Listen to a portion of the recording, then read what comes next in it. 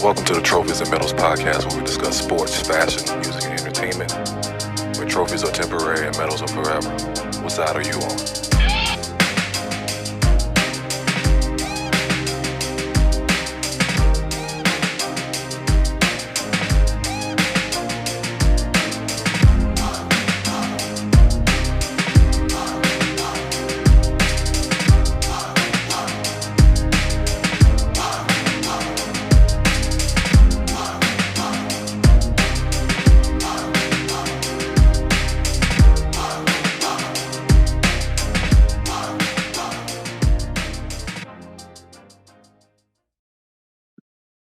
I mean, when I'm driving, I very rarely even listen to the radio. Just tune into this, man. It be some comedy, bro. It be some good info. Like I be on a detail. I just be, I got the headphones in, sitting in Tasters, checking y'all boys out. Season 1, episode 5. Yeah. Welcome back to the Trophyz Medals podcast. It's your boy Batman, aka Slim Digits, aka Coach Not Smitty. We got Tony Love and the Ebbtide in the building. What's good, fellas? Doing all right there? Doing fine, man. So we're back after a little. We had some important events to take care of. We actually got together all in the same city. More to come on that. It was a interesting weekend, to say the least, as expected. But congrats to my big bro, Ed, and his beautiful wife, new member to the family. But again, we have more to come on that later. To get started, let's talk about football, the NFL.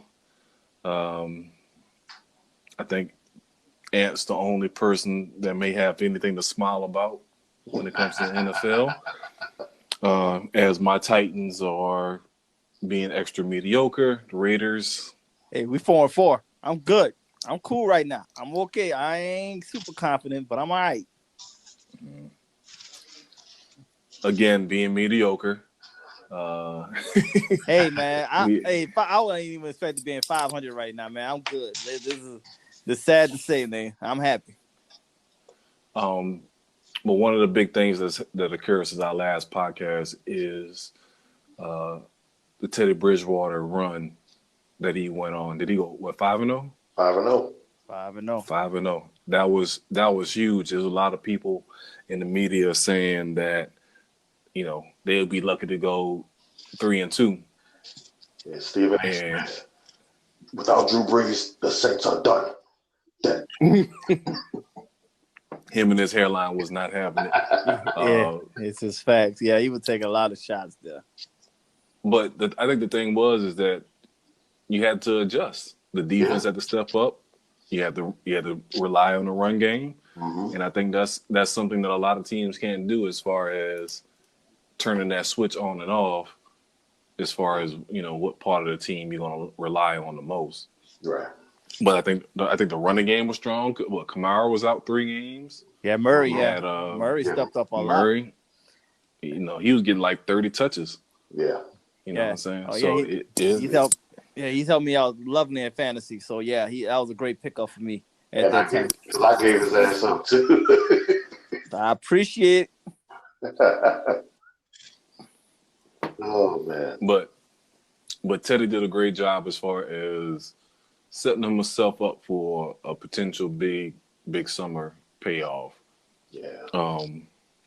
Definitely. I had somebody else tell me yesterday the best case scenarios for the Saints would be win the Super Bowl this year, have Breeze retire, and then you sign Teddy long term. Mm-hmm. Yeah, I've been thinking that all season since last year. I was thinking that hopefully this could be Breeze's farewell, because I feel like Breeze is gonna try to stay out here just as long as doggone Brady stays out here. Yeah. Right. Especially if you don't win. Especially if you don't win another title. Exactly. Right. And I was listening to Pat McAfee earlier this week. He was talking about when Belichick talking about he's going to pass well. He's going to coach well past 70. And I think it's the same thing with Breeze and Brady. Like, hey, you guys ain't figured me out yet. So what reason I got to quit? Right. True. And it don't take hits, and it don't get. So, but I mean, Breeze do need to go sit down because that arm is shot. But I mean, he still know how to throw the ball at the right spots though, where it needs to be though. But you know, I mean, that's still like you still can pick people apart by doing what you're doing that way. Also, though, you don't really have to always throw the ball, 50 yards every time to be effective. You can still get that 25 to 30 with ease, and so that'd be a problem. So yeah, he still can but be it a also problem. helps having Kamara to have somebody you can throw to short, and then he can take it. So that screen game and that swing pass game is going to be something that can keep him around for a long time. Because, like we saw with Ginn, even though he's a speed demon, he's not a reliable speed demon. So it's kind of like, why waste my arm trying to throw the ball down the field to somebody that's only going to catch it 30% of the time? Yeah. You know what I'm saying? So that's why Thomas gets a whole lot of catches, because he's going to get 15-yard outs, 15-yard digs, and then it's going to be all swing passes to Kamara. And Breeze can throw for 70% for the next 3 years. Right. 70%. Jesus. Right. So like you said, it's a couple, like you said, with Bridgewater, it's a couple of teams that's gonna, this offseason gonna be willing to back up that truck. Yeah, I heard the number was like 20, 30 million. Yep. Yeah. Miami definitely is in the mix. Chicago and Cincinnati, I think. Cincinnati definitely. Because they already benched and another Andy. One could be Pittsburgh. I heard Ben coming. I heard Ben's coming. He signed Ben for a 2-year deal. He ain't leaving that money on the shelf. Oh yeah, the rapist. Yeah, that's a 2-year deal for him. They signed off season. Oh, okay. Well then, well, good. I'm glad they still suffering. Then let them keep suffering. That's good then. But like I said, he set us up. Says as far as Teddy, he set himself up well. And the last one I heard was San Diego. San Diego's another good one too, because they got Tyrod Taylor still. But Tyrod is already in his 30s though, so I mean, Tyrod 32, so it's like, so that's not gonna be a big. Yeah, he up there. He been out. Yeah. Remember, he came. Who did he come in with? He came in with somebody, and he sat the bench for a long time. Right. I want to say the Ravens. Was it the Ravens? Nah, but the Bills, right? What did the Bills? Originally it was the Ravens. Yeah, he was originally, but then he went to the Bills. Bills, and the Bills started him. Yeah, that's when he got his starting job, was with the Bills. Okay. But now he was sitting on, I think it was Baltimore. He was because he was behind Flacco. Okay. Yeah. Well, he has a ring? Did he get a ring with him? I think he came the year after. I think he was part of I think he did get that ring. Okay. But Tyrod up there. So, I mean, so that's another possible team, also. So, he gonna have a job. He's gonna be a starter somewhere. I still think at the end of the day, I think it's gonna be Chicago. Yeah. Because they need a game manager, because their defense is just so talented. You just need somebody out there just to not fuck up. Right. But on the catch is, do he want to deal with the cold weather since he's a Florida boy? Yes. That's why I said Miami. See, so Miami's taking a tour. This is what I think. If I'm Miami, especially in a division you playing against Brady, you go defense. Well, I don't know what premium pass rushers they have, or you got to go offensive if you can. The combination of going offensive, defensive lineman first in the first round, you sign Teddy, and then you build from there. Because because I think it's so hit or miss with a quarterback. Mm-hmm. Like Tua is, I don't see. I don't see I it. think he's a good. I see he's a good talent, but I don't see him as coming in immediately and being a game changer. I still feel like you will be 2 or 3 years away with Tua because he doesn't. The passes he's completing is because he has supreme talent around him. Right. It's not like he's not throwing anybody open or making decisions. He's throwing to people that got 5-yard separation. Mm-hmm. Right. And he has the best offensive lineman or one of the best offensive lines in the country. Right. So it's you putting him in a situation when you go into the Dolphins and they don't have nothing. Right. I think that's a bad decision. Exactly. Because you're putting him in a situation where he's going to be in a lose-lose. Like, who is he going to throw to on offense? He already traded the running back they had. Yeah. They've gotten rid of everybody. So They literally have no one. So it's better for you to build with a veteran quarterback and build inside out as far as offense, defense, and linemen and spread from there. right. So I see it the same way too. So, but then they just traded for the doggone quarterback Rosen. Yeah. But they'll probably Right. trade him like that. I said they'll trade him. Now, see, he might get traded. Then that's a possibility. He could get traded to Cincinnati or Chicago or something, or even to your Tennessee, man. Because what y'all gonna do? Well, did Tennessee just get Tannehill from them? Yeah, but Tannehill's not a long-term man. So I see one thing I said a couple of days ago is if Cam comes available, throw the money at him. Because we're not paying nobody else. You know what I'm saying? So Yeah. that's what my call is Gotcha. shoot for Cam if he's available. If not, let Tannehill be the bridge, and then you sign somebody. Not sign someone. Draft a quarterback in the second or third round and take it from there. Because Kyle looks good. Right. Yeah, he's been. Well, I will say this. I don't think he looks good because I watched him today. Yeah.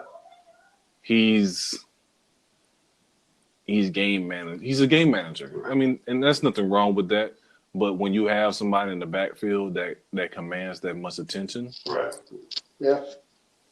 you can do that. Right. Because it's inverted. Instead of the big play coming from the pass game, it's coming from the backfield.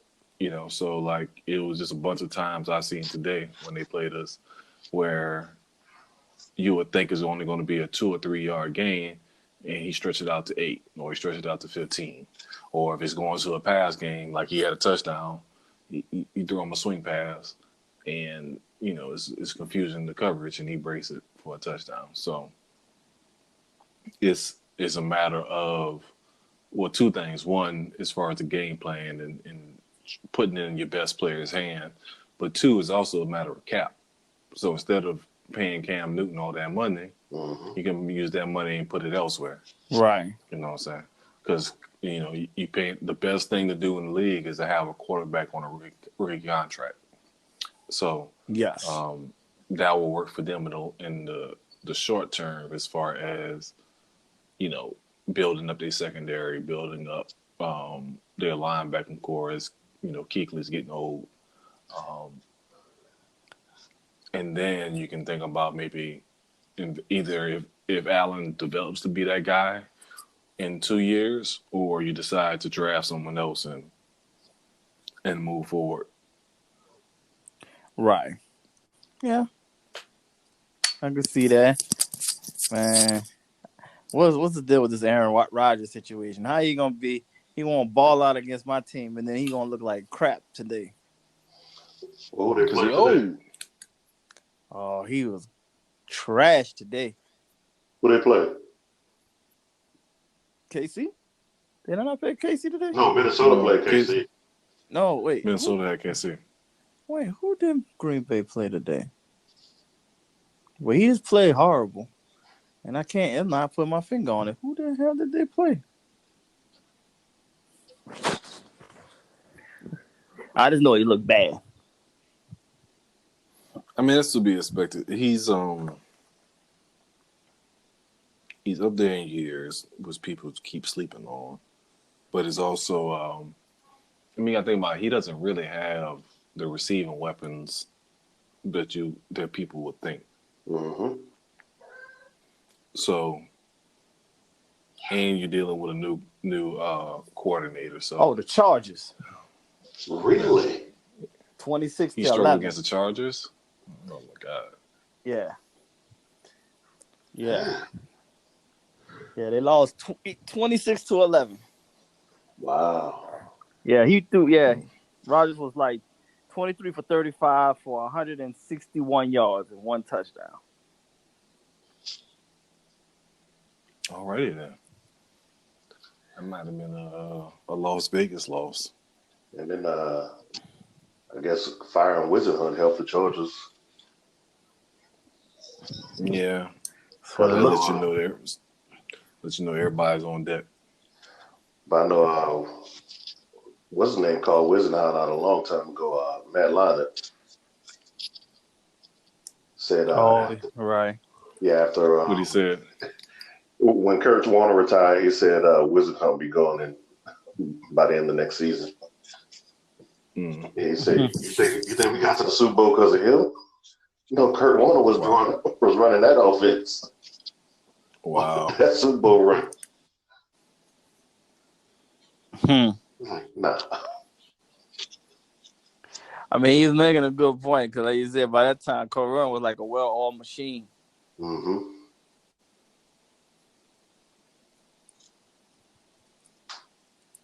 Matt Leinart taking shots. Yeah.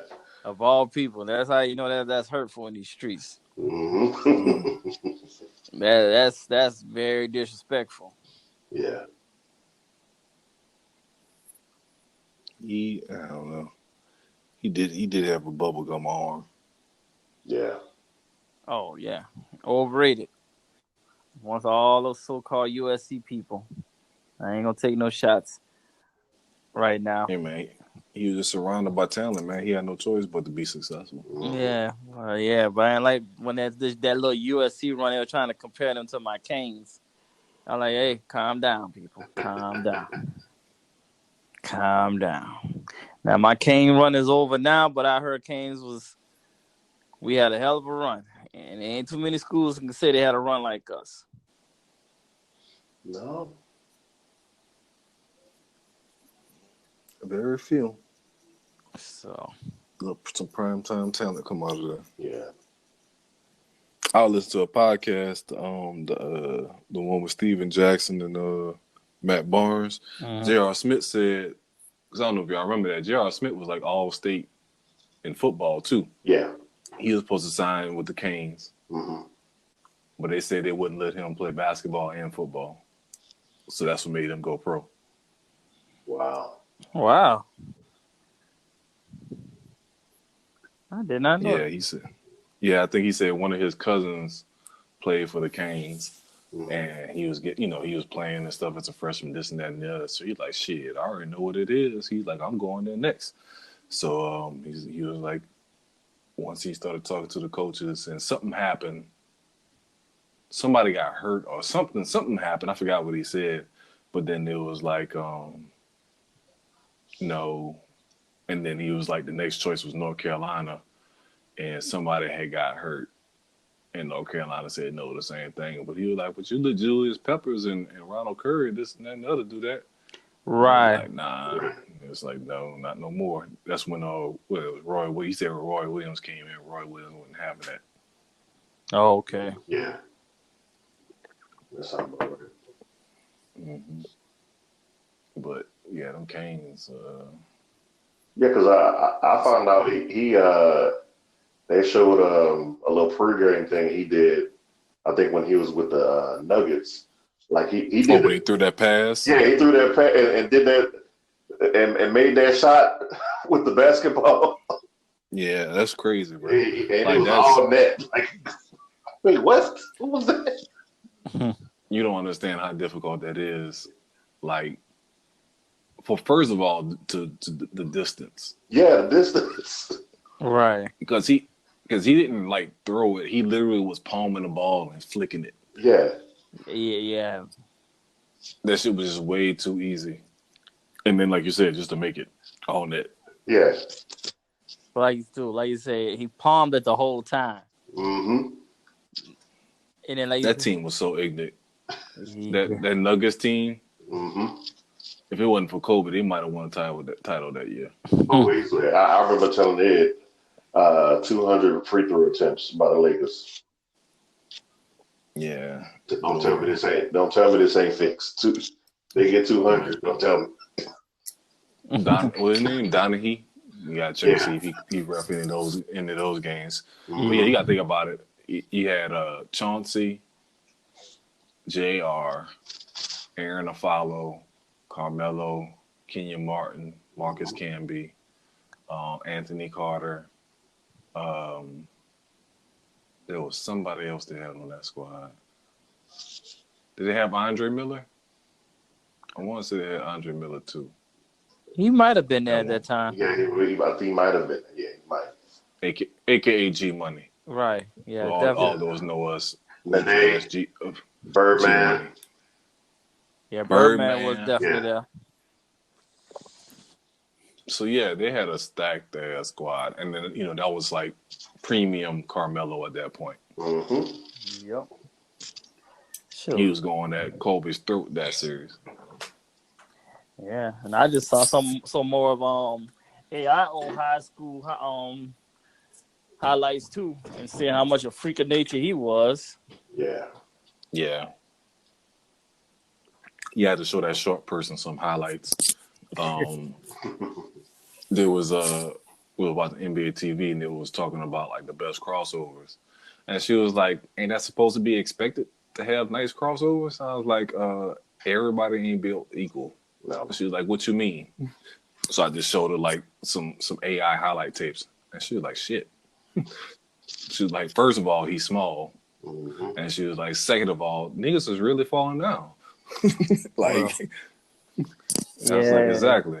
Yeah, but the thing about what AI is, he's so short, but his arms are like he's 7 feet tall. Long. Yeah. So that jog ain't right for somebody to be that quick. It can hit you with a crossover that long, and that's why they always thought it was a carry because of how far out he would stretch it out. But and he had huge hands. And yes. But yeah, that was an educational moment. Yeah, that was some pure ignorance. And he'll slip. And early years, he'll slip up and catch you and bang on you. Yes. And it didn't take me watching something on Bobby Knight. He was talking about Jack Nicklaus and how Jack Nicklaus was so great at golf. Like, you got to remember, this dude was all-American point golf. He actually played basketball for Ohio State. So for him to be good at golf, you had an actual athlete. Not to say that the golfers at that time weren't athletes, but Jack Nicklaus was an athlete playing his game. So when it made me think about Allen Iverson and all the injuries he had and everything, I said, this dude. I kept thinking when they showed all the injuries he had during the 2001 NBA Finals, I was like, this dude ain't gonna last another 2 years. How the hell he got all that? And then I think, oh, this dude was a football player. Exactly. That's exactly what I told her. Because football player. And this is what I've always argued as far as kids nowadays. Is like, yes, it's great if you can train and do basketball year round, but it's certain little things, certain little nuances that you learn from other sports that's going to only make you better. Like you said, being physical and being tough. If Allen Iverson never played football, being that small and being used to taking contact, there's no way he would have made it. There's no way. Right. Because somebody to be 5'11", 5'10", 160 pounds and getting knocked on his ass all game, Going especially as high as he fear. used to jump and how fast he used to be, ain't no way he can do that. And be fearless going to the goal, would not care. Right. You know what I'm saying? So that's, so that was the thing, is like going to the paint playing basketball is nothing compared to running the option like he did in high school. Yeah. And not only playing, but being a state champion. Yeah. Like he wasn't just playing. Like this nigga fucking won the championship. Right. Yeah. I mean, top quarterback, top cornerback. In a city or in an area that included Aaron Brooks, it included Michael Vick, and it was somebody else in that area that played quarterback as well from the VA area around that time. But like that's unreal. And I think I seen an interview where Vick said that he was a better quarterback at that time. Yeah. Than he was. So, and that's, and we all see Vic as probably being one of the most freakiest athletes the NFL has ever seen. Right. But and it still freaks me out that man still said that he thinks Lamar Jackson is better than him. Like that freaked me out. Like, come on now, Vic. I don't know. But then I'm like, he has a point. I think Lamar is a better quarterback. Right. I think Lamar has a better skill set as far as reading and accuracy. But when it comes to just pure, the thing with Vic was just a pure freak as far as an open field, and then he just had a stupid strong arm. Yeah. Like his delivery was effortless. Said flick of the wrist, he could throw it out the stadium. Yeah. Yeah, I know. But then that speed that he had, and just not to take, and then all those times he never took really any vicious hits. Right. Yeah. But when you're moving that fast, it's kind of hard to. Yeah, but he made a lot of people. He made a lot of other people hit each other though, but he ain't take them hits. Right. Yeah, that's what Lamar doing right now. Yes.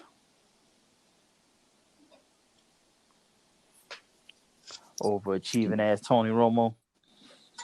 Man, that's the most over. Just a random shot. Hey man, it ain't even a shot. Man, I respect him, dude. But this nigga is just so overachieved in life. But I like the fact that he know it. He know it, and he enjoying every moment of it. That's why I like about Romo. He don't even hide it. He don't even hide. He like, I know I ain't supposed to be here, but goddamn, I'm enjoying every bit of this. Boy, life is good. Life is good. Like that's another person. Played a whole lot of different other sports, and that's why he just achieved that a whole bunch. He played ball. He around here keeps trying to win a tournament in golf. He's doing too much. I need Tony to chill. Come on, man. This dude actually got his hands on Terry Underwood and doggone Jessica Simpson. Tony fouling these streets, man. Dude was like, it's a life beyond a life. You gotta live that life, man. Nah. That's keep in mind, his name is Antonio Romo. As Tony Romo was a Cowboy player, Antonio got them draws over there. Man, that man has beyond. But I respect it though, and I know. That's what I just like about him, because he just knows. Like, I know I ain't supposed to be here, but guess what? They got me here, and I'm gonna seize the damn moment. I went to Eastern Illinois. I ain't supposed to be here. Exactly. Right. I'm about to do these Corona commercials and be great. Right. Then he became a legend calling that Patriots game when he called every play on that one series. I said, it's over. At first, he was annoying me a little bit, but then he looked like he found his pocket. Now he going to be all right. I'm going to tell you this, though. Chris Collins were like, geez, now somebody else they can hate. Right. Man, I like Chris. Because Chris get on my... Man, Chris get on my nerves. I like Chris, man. I got no issues with Chris, man. Ooh. It's an arrogance about Chris Collinsworth that just... He's a receiver. He's a former wide receiver. It's in his DNA. He gotta be arrogant. No, he acts like he was a number one receiver. Well, okay. That's the problem. Okay, I can see. That's the problem. Okay, if y'all want to say it like that, I got you. Too shady. And I No, he can't. acts like he was a number one receiver. I, He acts like he was Curtis Conway, or who was the other Bengals receivers they had During back his then. time, but that's the thing. He was what they had. he was their number No, one receiver, but he really wasn't no, a he number. wasn't. No, But I'm telling you, they had somebody else there that eventually surpassed him I know and who was you're better talking than about. him. I know who you're talking about. Cat out of Miami. It was Curtis Conway and Now I think Curtis Conway was in the '90s though, but I know the cat you're talking about from he was in the '80s because he came out of Miami. yeah, I'm trying to think of. I'm trying to think of his he was a name big too. receiver. Right. Because they were just talking about it about the '85 draft with Jerry Rice. Damn it. But yeah, he acts like he was a number one receiver. Yes, he was a receiver, but he was not Percy Harvin. He was not Peter Warwick. He was not any of the great Bengal slot receiver types. Right. He wasn't. You know what I'm saying? Right. He was okay. He was okay, but like you said, the way he speaks and talks is. I mean, he does say it sometimes. Like he kind of dials it back sometimes, but Yeah. Well, I get where y'all coming from. I respect it. I respect where y'all, but I still like Crystal. But I can feel why y'all like you bugging. it's like what we said earlier about Matt Leinart. Like Eddie Brown. Yeah, I Matt think Leinart so. come in. That's the receiver that was there Yeah. from Miami. Is Eddie Brown. Yeah. Yeah. So, when they went to the Super Bowl and came up short against the Niners, it wasn't Chris Collinsworth they was throwing to. Right. Wow. So Eddie Brown went before Jerry Rice. Yep. Ooh. Al Toon can't knock Al Toon. I ain't knocking Yeah. Al Toon. I ain't even hating on the job of taking that one. Okay, so then that ain't. I understand Al Toon, but okay. Because Jerry Rice went 16, but that still ain't bad going 16 from a small school though. So. Right. They know, Right. like Bill Walsh, like nobody knew about him. Nobody knew he was up there because his numbers was good, but nobody really saw him like Bill Walsh saw him. Right. Yeah. I mean, that's a different age too, as far as recruiting. Right. And that was just by luck because they had a game against the Oilers, and he just turned on the TV, and they were showing the highlights from Mississippi Valley State and Texas Southern. And like, who the hell is this? Mm-hmm. Hold on. He just ran that slant, and he was gone. That was a quick slant. Ain't nobody touching him. He don't even look that fast. Yeah, that was the thing that always did get on my nerves about Jerry Rice, though, man. Like, I know this dude ain't fast, but why the hell he always open? Nah, it's two different things about being fast. And I think this is what people used to get confused back then, and I think people got educated on. It's one thing to run a 40 without pads, is how fast you are in pads. Right. And I guarantee you that he was just as fast with or without pads. You know what I'm saying? But also other people have that ability to. It's another thing to also get separation from people. And like some people got that different gear when you're being chased by someone versus just flat out running. Right. Yeah, and that's what I'm saying. That's what always, I guess, for Irby, I was like, this dude don't look like he fast, but he always he always had that breakaway speed though. So it was just like even a lot. But I think at the same time I hated the Niners so much too. It just didn't help. Yeah.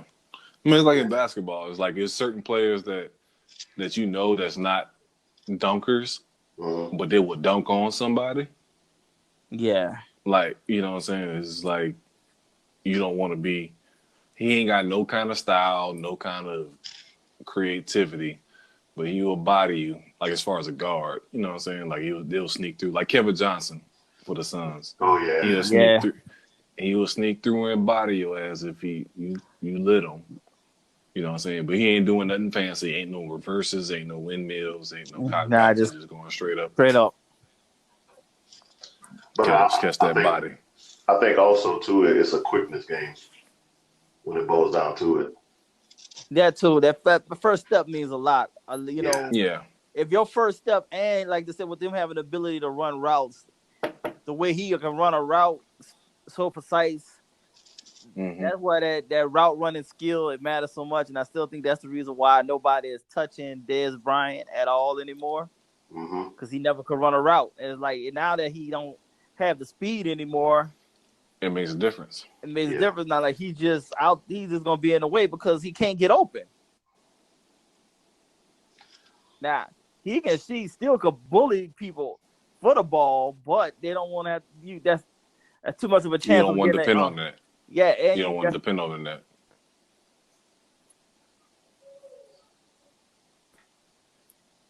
Floyd, welcome to the party.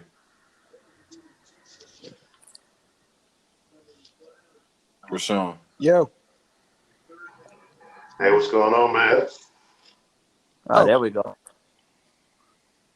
Oh, this ain't that Rashawn. This is the other Rashawn Goodell.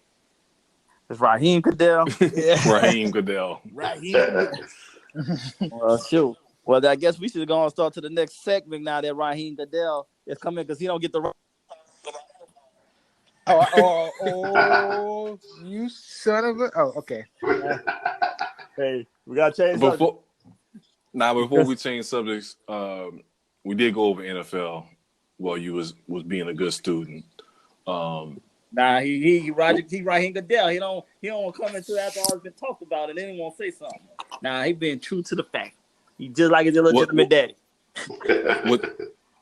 What comments you have as far as the Teddy's run while Drew Brees was out? He about to get paid $30 million somewhere. See, he already on it. Yep. Pretty much what we said. My thing we were saying earlier is like the prime situation for a Saints fan is win the Super Bowl this year, let Drew Brees retire, and you extend Teddy. Well, yeah, okay, that'd be the best thing to do.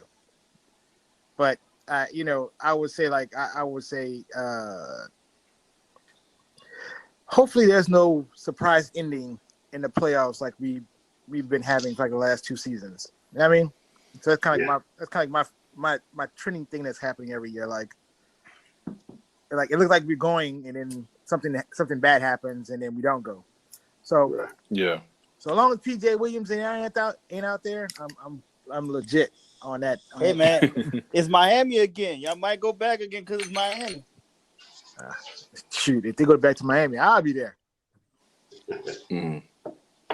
So, since Miami the only city willing to work with y'all ignorant ass Saints fans, the liquor laws, they might let y'all come back again. Hey, I've always once upon a time I missed my military obligation to go to Miami. I'll do it again. That's all I gotta say. So yeah, hopefully so. But I don't want to jinx it until we get there. Then once we get there, I'm gonna say all the suspect shit. I'm gonna say just to win. So it's all good. But suspect defense. I just hope when Teddy get his money or whatever. I hope he don't get no white girl to fuck it all up. I mean, that's all I wish. No, you already know that's going to happen. Yeah, I kind of feel like the brother needs to kind of like stay on the dark side or brown or somewhere in that area because hey, if he goes back to Miami, he probably get Latino and he'll be all right. Yeah, that foreign. So get stabbed along the way. Mm-hmm. Yeah, he'll be all right. He might get him this long he'll get he just don't get no Dominican. That's just like you have another nigga. Oh, he might get a white chick from Lafayette. I can roll with that. Well, he did go to Louisville, y'all, so he might have a couple of those snow bunnies that way. That's factual. That's facts. That's a good call. That's a good call, Anthony. You never know. White girl from Lafayette ain't the same as white girls everywhere else. That's facts too, though. They can cook. They can cook. They shoot. Got a little ratchet in them. I have a couple of them that stay in my spot. Thick as cold peanut butter. And you know how to back it up for the 99. In the 2000s. Amen, brother. Amen. To the NBA. So do we want to start off with the Clippers hype and then take it from there? Yeah, we can go with the Clipper hype. Well, yeah, because it's definitely a hype, and reality was brought back to them ASAP, but it's definitely still. It's let us know that this is gonna be still a good season. There ain't gonna be no. Ain't no sure bets. Yeah. Right. All right. So on to the NBA, we got a very interesting year. Just in the first, everybody was on the Clippers bandwagon, and early on, it looked like it was, was justified. But losing to like the Suns, I think came with a slap of reality as far as nothing is a given in the NBA. Especially with Paul George not playing just yet. So what's y'all take on that as far as everybody was just ready to give the Clippers everything just right out the back without them even playing together yet? Oh, typical overreaction. Yeah. I mean, teams are still the Lakers still going to be a problem. They didn't even have Kuzma yet playing. We still got to see what Houston going to be about, even though we know what Houston going to do, but they still going to be a headache. Yeah. I think Utah still got to get used to each other. Yeah, Conley's shooting like something stupid like 20% or something like that from the field. Yeah, so I don't think that's gonna last. Yeah, he's not himself right now. I mean, but he's played in the same place for 15 years or whatever it is. I don't know about 15, but 10 years. New system, new players, new teammates. It's going to be an adjustment period for him. And then, still Denver, gotta see what's the deal with them. They gonna get back on track. They not on track right now. Joker, he all out of shape. He looking like a big sack of potatoes right now. But that's how he's always looked. Nah, the way he moving and stuff, he ain't moving as fluent. Like it seems like they say he came 20 pounds heavier. Yeah. I don't know. I get it. I mean, but he's the type of player that, well, first of all, I don't think their transition depends on him. I think it depends on everybody around him. Yeah. So it depends on Murray being consistent. It depends on Michael Porter Jr. Contributing, Gary Harris, Millsap, all the rest of them. I think that's the thing.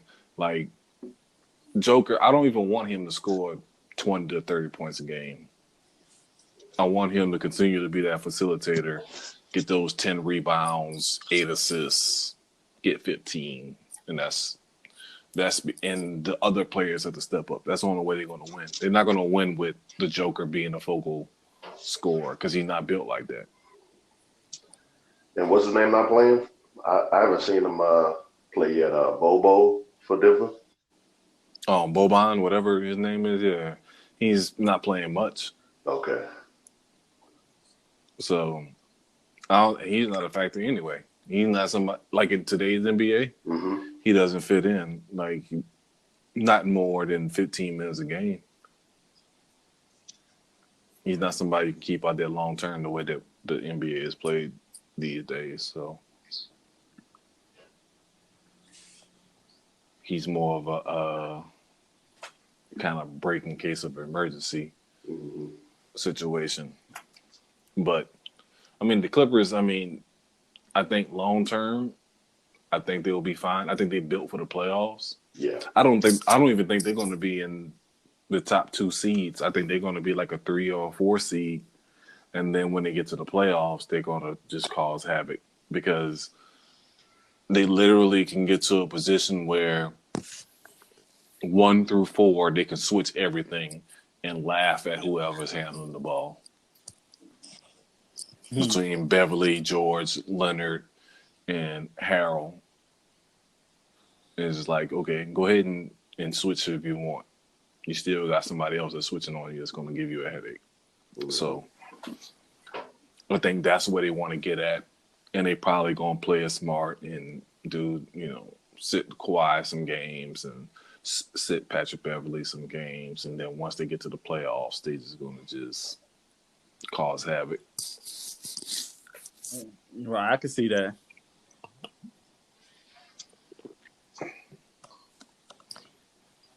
But the other side of that coin is the Warriors with Steph Curry breaking his hand. I think they're in a situation where they're just going to just tank. And it's not even really considered tanking because they just really don't have any talent left. No, I don't know. Right.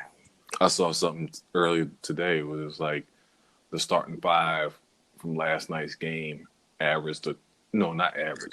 The total salary was $7 million. Like that's horrible. So that meant there was no Draymond, there was no D'Angelo Russell.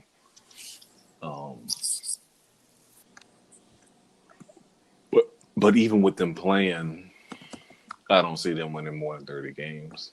No. So, but it's just the fall from grace is it's really surprising. Like that, there's like what I don't understand is the past 5 years you know what that organization has been. I don't understand the mindset of these players. Like, okay, I'm on this team now. I know what I got to do, and that DNA is not in there. Cause Clay not there.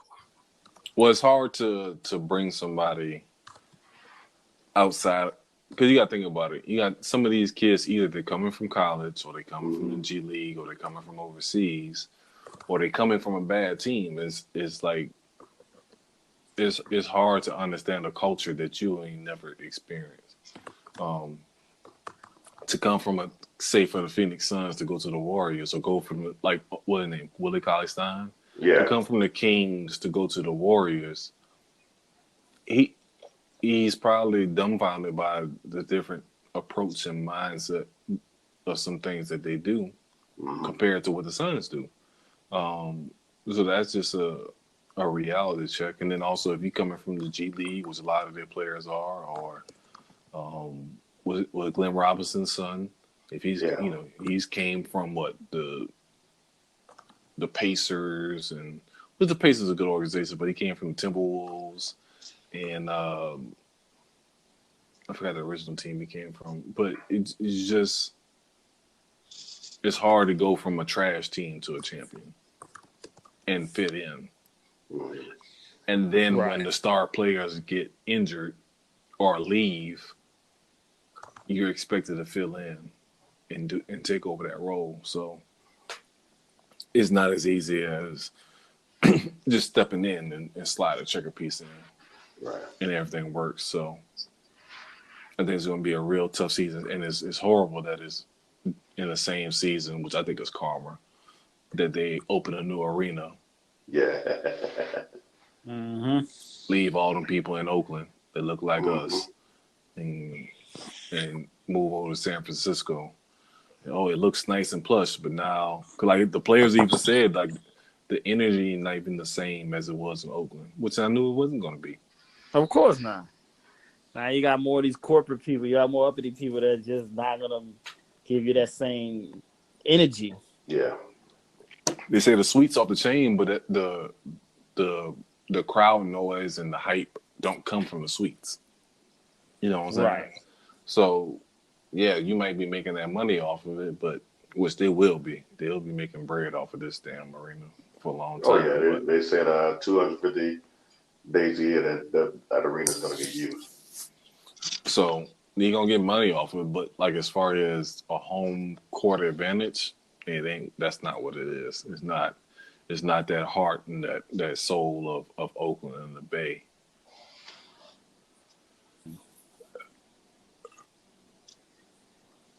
that's going to lead them to, especially when there used to be games where, Steph hit like 2 or 3 threes in a row and it just goes off the charts in there. That's not going to be the same no more. There's going to be people up in there damn near sleeping when he hits 10 threes because it's that white collar fan base that they're going to have. Yeah. Right. Because they're not there to watch the game. They're there for like a social event to show that they're elite. Exactly. That whole place is the official tax write-off now. Pretty much. I heard they got like a ferry or a boat ride to like that pulls up to the arena from the bay. Like that's ridiculous. Like I don't know, man. It's just like some stuff that just doesn't associate with us and where we come from that I can't relate to. Yeah. Well, hey, I can adapt to it, but hey, it is what it is. So it is bad though. It's one thing to adapt to it, but it's another thing to adapt to it willingly. Like, oh well, yeah. We all come from the same area. We all grew up together. It's one thing to transition and do things differently from where we grew up. It's another thing to, how can I say, easily adapt to it. Because I'm pretty sure we can all relate. We didn't have moments in our careers where the ignorance from what we grew up in kind of holds us back or throws us off at times. Oh yeah, definitely. Yeah. So, like you said, you can adapt to that, to the Chase Arena, but it's another thing to fully embrace it. Yeah. Right. Well, we got to enjoy. But what we need to do is enjoy my favorite coach in the league doing his thing in Phoenix. Oh yeah. He doing his damn thing. Them Phoenix Suns are looking good. I was worried when Ayton got suspended, but they have all stepped up. Like I predicted, Ricky Rubio has been a great facilitator. But surprisingly, their bigs are playing well. They got Frank Kaminsky. They got Bane. Yeah, Bane, yeah. He's been balling out. And they got there's somebody else I'm missing. It's been Bane, Kaminsky, and somebody else that's been doing well. Oh, Saric, that came from the yeah, Saric, yeah. From the 76ers. So they've been great up front. Devin Booker been stepping in and being consistent when needed. Ricky Rubio been doing this thing. Kelly Oubre, I think he's averaging like 20 a game. Yeah. So like they are looking real good, and it's only gonna get better once Ayton gets back. Because he brings that shot blocking and rebounding and that athleticism at the 4 and the 5. Yeah. So I don't know, man. It's looking like they can beat somebody. I think they can. I don't think they make the playoffs this year because it's just so tough it's tough in the West. Yes, man. But I can see them being a 9th or a 10th seed, and to me, I think that would be an accomplishment because they'll win. That means at 9th or 10th, you win in 40 games compared to what they've been like 20 and below the past 5 years. Let me call you back in like 10 minutes. You ain't gonna call them back. Stop lying to the people. No, you good. You all right? Yeah, I'm trying to finish up this podcast right quick. Let's see. This is why he's Raheem Goodell. He's a special guest and he acting like he a regular. Who? You. Raheem Goodell? I'm getting FaceTime calls, my nigga. Shit, goddamn. Well, hey man, don't come. It's like, hey, special request. You special guest? You're a special guest. Hey, look, man, I'm a complicated man. I'm not. Y'all know by now. I ain't stable. Shit, goddamn. I thought this was. But I'm here. I'm here to support the team. Goddamn it, and do homework and answer goddamn most important news that you can use type questions. All right, Sister Tiff, we hear you, man. We hear you. Old Ralph Trans fan. What was saying? Phoenix Suns. So yeah, I think they'll be happy with winning 40 games and just being edged out of the playoffs. But I think they have a lot to build on. Like you said, with Monty, he's come in early and established a different way they play. And I think that's playing going to be defense and everything. They playing some defense. They already a good offensive team. It's just now they getting to play some defense. Yeah. just effort. It's just that's right. the thing.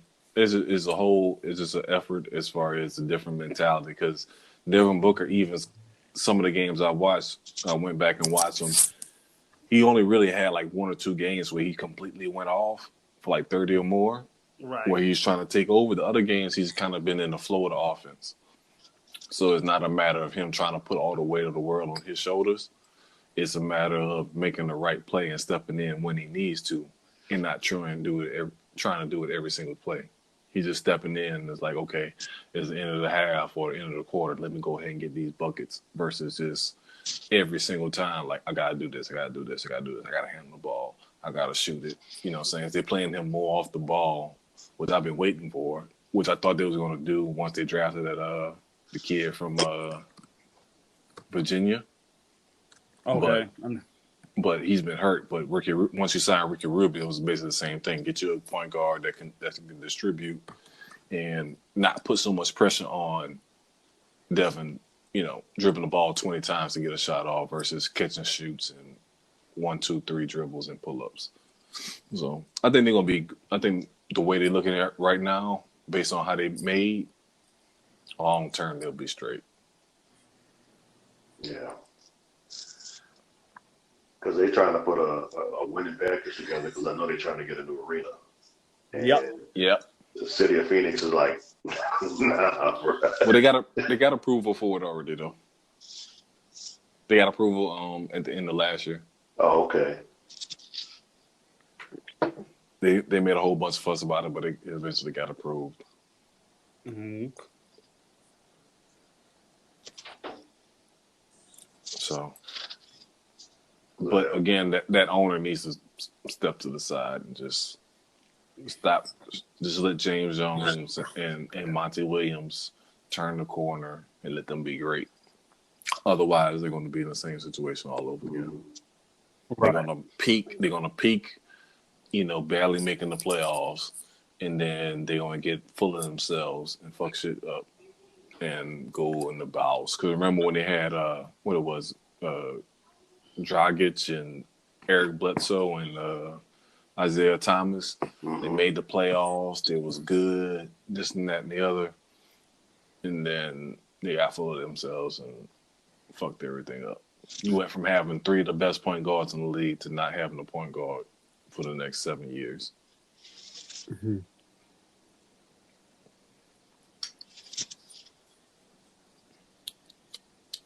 But other surprises in the league, at least it's a surprise to me. Lakers looking good defensively. The offense is still trying to catch up, but to me, I think that would be the best route for them to go, is to be a more of a defensive team. Yeah. I think that would be the greatest thing to do, because when it comes to the playoffs, that's what you want to have going at 110% is your defense. I think when you got somebody like LeBron and Anthony Davis, the offense has figured themselves out.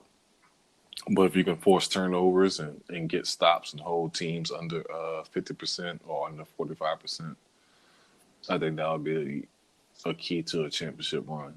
Right, and the defense for them is that would just lead for easier offense for them anyway. Exactly, transition points. Yeah. Yeah. And who's the cat that's shoot? He's been lights out from 3. Green. Yeah, Green. Green been ball. Yeah, he's been knocking them things down. He which I'm not surprised by that, because he, between LeBron and Anthony Davis, they draw so much attention. Yeah. He's over there just waiting to let that thing fly. I also saw today that the Anthony Davis and Dwight Howard are 1 and 2 in blocks per game in the league. So that's another thing that comes to effect. What I saw in the game before we started this recording Like they literally are like just overplaying everything and sending people to the paint. Like Yeah. that's the defensive game plan. Like it was once the Avery Bradley. Like I was just watching him. I'm like, why did he let this dude? It was like one play. I like, why he let the dude blow past him like that? And then like Anthony Davis is, trying to swat it out the air, and the dude ended up missing. And it was like the next play down again, and it was literally like he went for the steal, he didn't get the steal, and just let him go to the paint, and he just rolled him so he couldn't do like a pull up. But it was you got to try to shoot a floater over Anthony Davis. That's not a good high percentage shot. So it's not going to be too many people in the league that's going to be able to beat their guy and shoot over Anthony Davis or Dwight Howard on a consistent basis. So And Jamel and Jamel and your boy McGee, yeah. So you got him also. So you got three guys there, like you said, you will have to worry about doing that too. So, and I think this benefits Dwight Howard well too, because he has no post up game offensively. He's just catch lobs and then dunks. That's it. yeah, So having Anthony Davis there, you got to accept that role.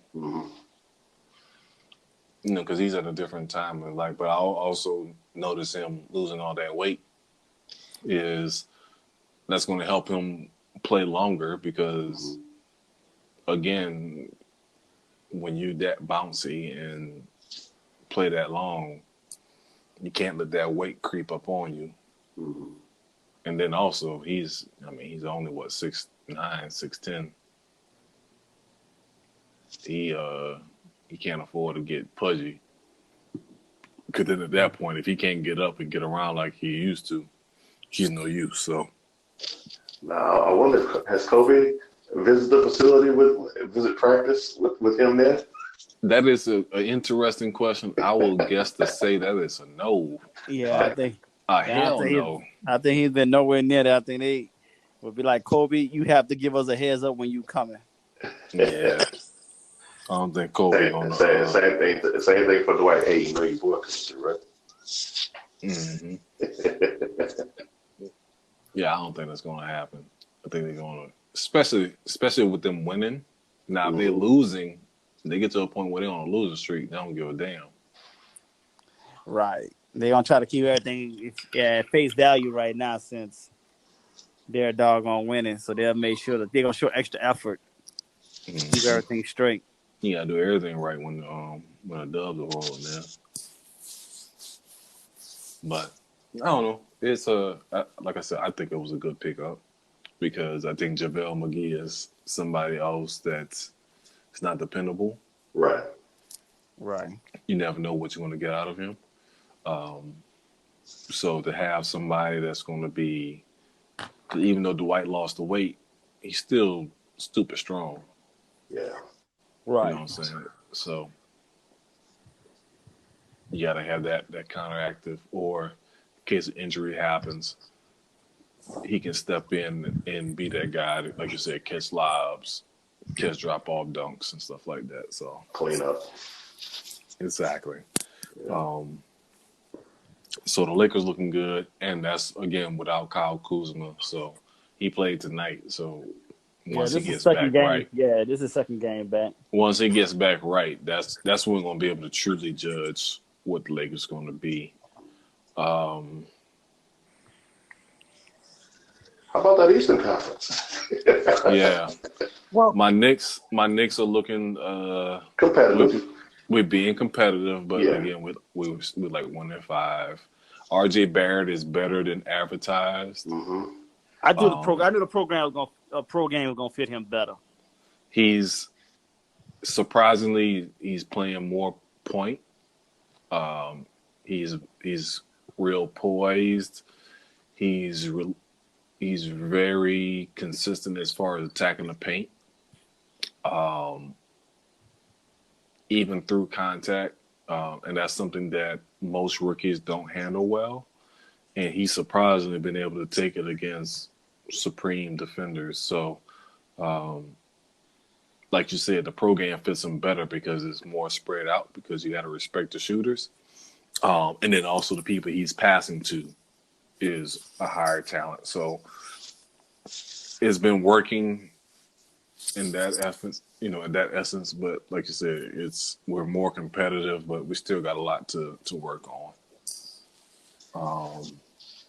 Kyrie's been looking good early, a little clickish, a little, a little black hole-ish, but typical Kyrie. Yeah. But it's to be expected. It's like, what else would you expect from Kyrie? The Heat. He gave us a game winner. So I don't know. But what's scary is what they're going to be next year. That's what I keep seeing when I watch them play. Is not what they're going to do this year. Is what they're going to do next year. Those times when he's kicking out and passing to Karis LeVert, he's going to be kicking out passing to Kevin Durant. That's going to be some foolishness. Yeah. So the East better do what they can this year before he gets back. The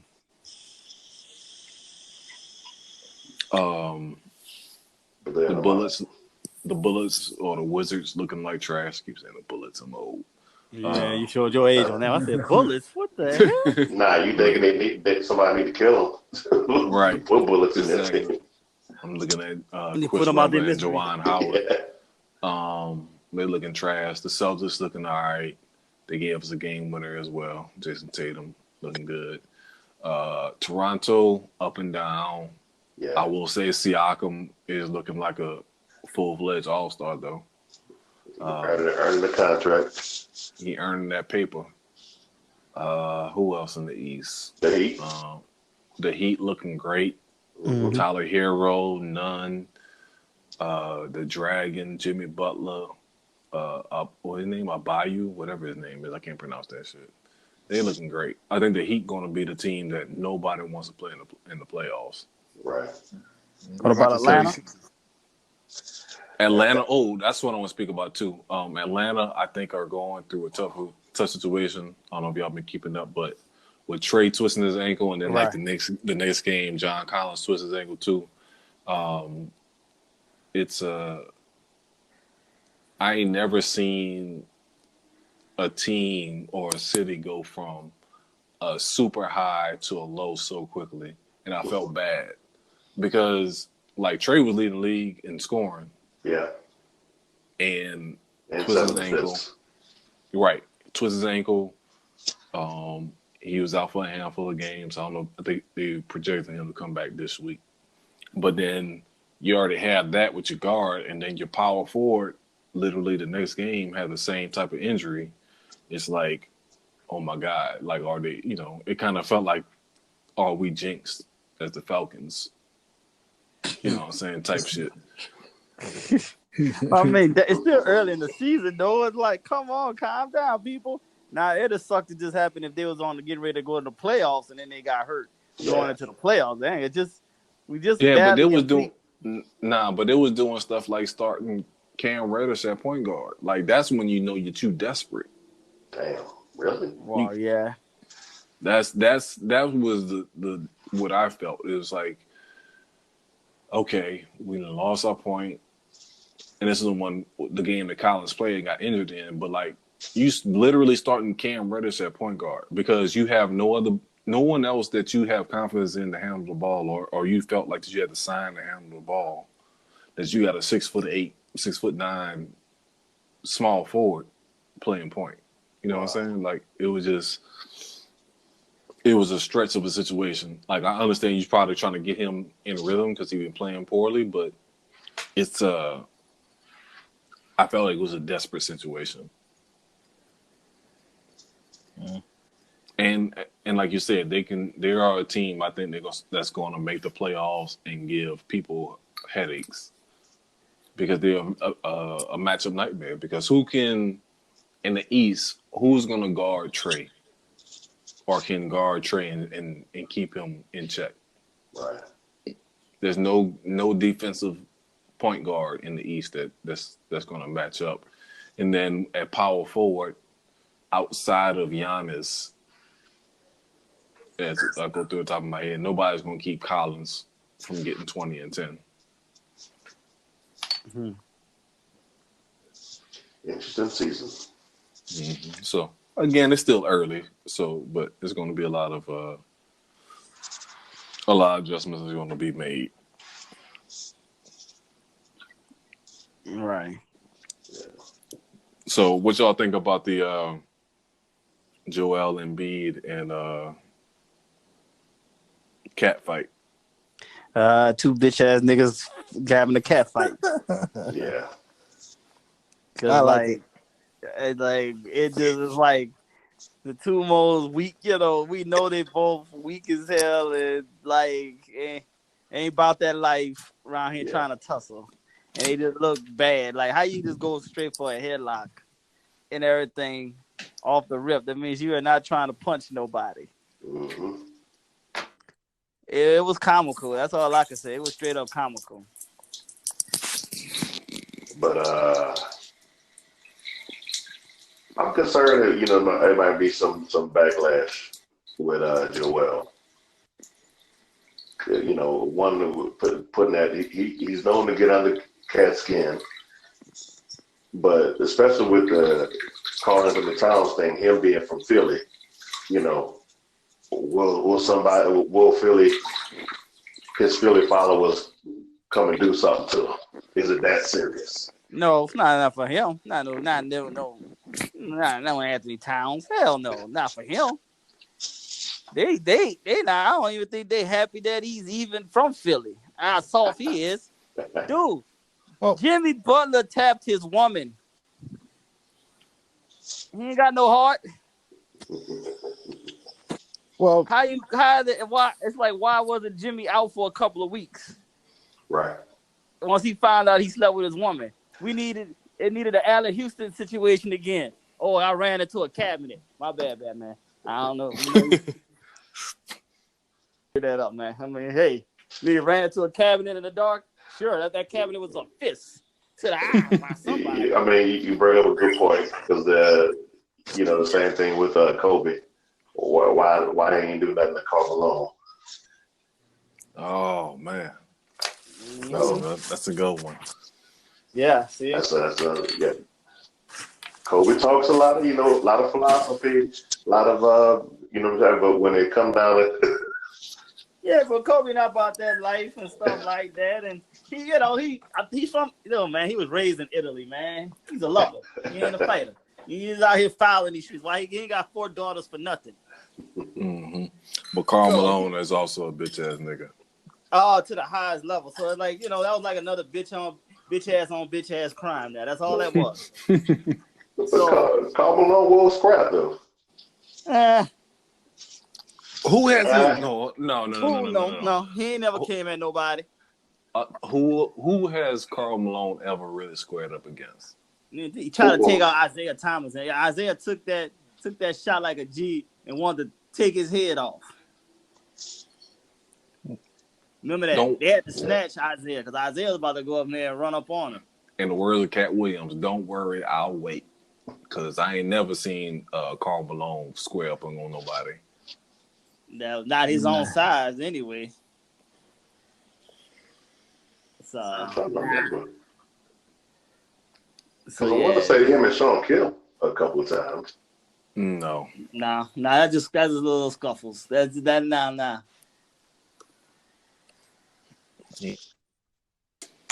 He ain't never squared up with no Charles Barkley. He ain't never squared up with no Charles Oakley. No Horace Grant. Nobody Anthony Mason. Anybody that really could have signed. Xavier Daniels. That's not the same conference though. No, but so you're not seeing them all the time. He's seen Xavier McDaniel. Xavier McDaniels 4 times a year. What it said, he played for the Sonics. What it said, Karl Malone gave Isaiah Thomas 40 stitches. Yeah, but that's what we were saying earlier. It's like Isaiah Thomas went back at him after that. Oh, and then Dennis Rodman. Yeah, him and Dennis Rodman squared up. But that was kind of like I don't know. Yeah, Malone wasn't really going to do nothing. That was because like Dennis Rodman was pretty much like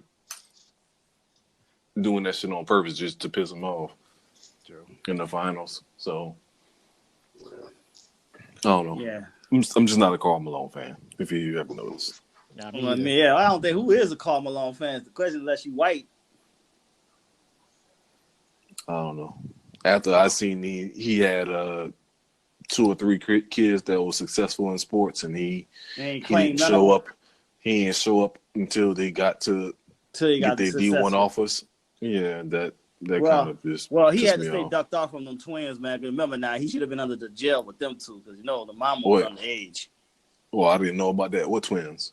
The one, his daughter and the son, the daughter that played in the WNBA, that Oh, played at there was Latte. twins. I didn't know there was twins. I didn't know there Yeah, was twins. yeah, they twins, and they Karl Malone got that girl pregnant, and she was like 14 or 15, and he was like 19 at Latte.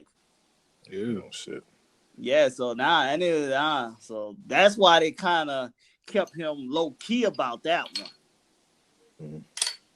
Because well, definitely he should have been under the jail. Oh, there's one that says Karl Malone knocks out David Robinson. That's a damn lie. Probably by mistake. Yeah, no, he ain't never knocked out no David Robinson.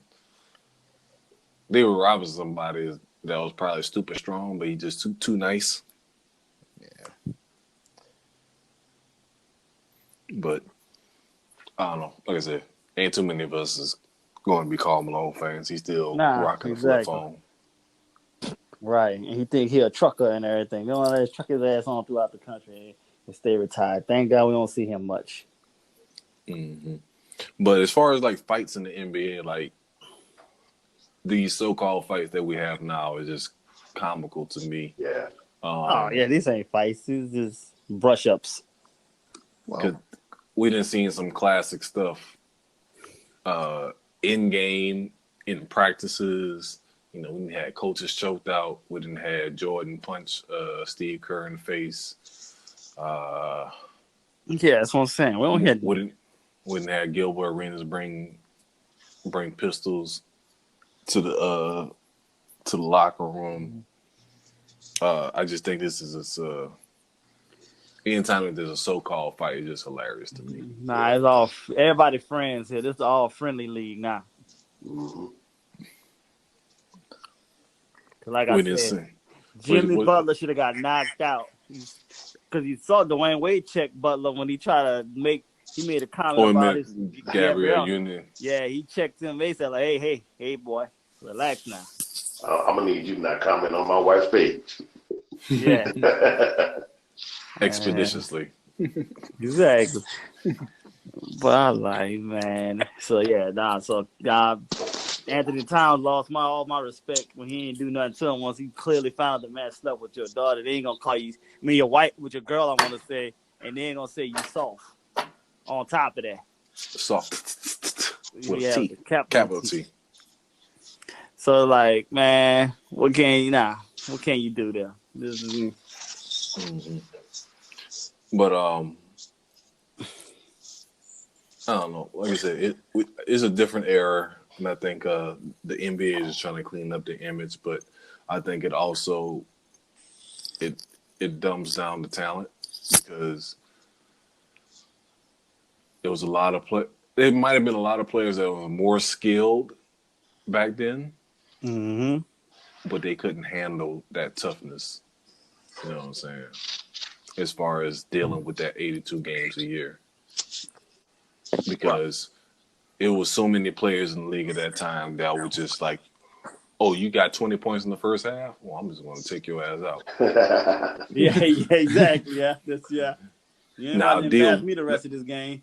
Now, what you going to do about it? You know what I'm saying? And it takes a strong mentality to do that. It's like, y'all, it's one thing, this is what I always say, and I've always told people about Coach. It's one thing to play against your friends. It's another thing to play against people from a different area or a different neighborhood. Yeah. Because when you're playing against your friends, you're in a comfort zone. You know what they like to do. You know how they're going to play you on defense and this and that and the other. Versus you playing against somebody from a different neighborhood, you never know what's going to happen. You know what I'm saying? So And I think that's what used to happen back in the day in the 80s and 90s is that, oh, I'm the supreme college scorer. But once I get to the NBA, you know what I'm saying? Like we said earlier, Xavier McDaniels, he ain't having that shit. He taking your ass out ASAP, first 5 minutes of the game. He gonna hit you in the chest and see what you gonna do about it.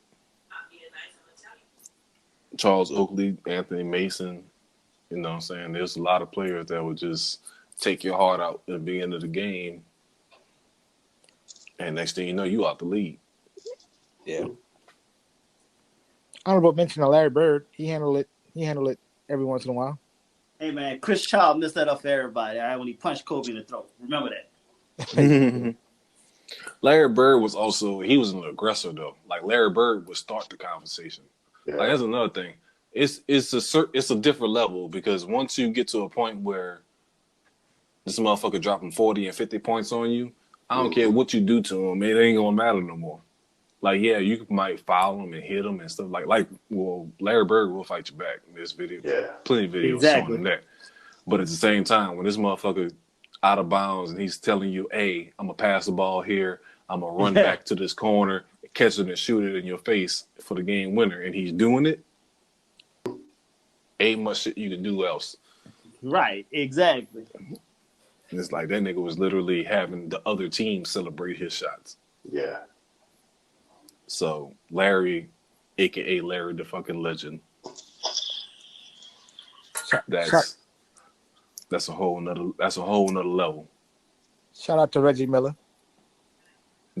Another assassin. Yeah. Yeah. What you mean by that?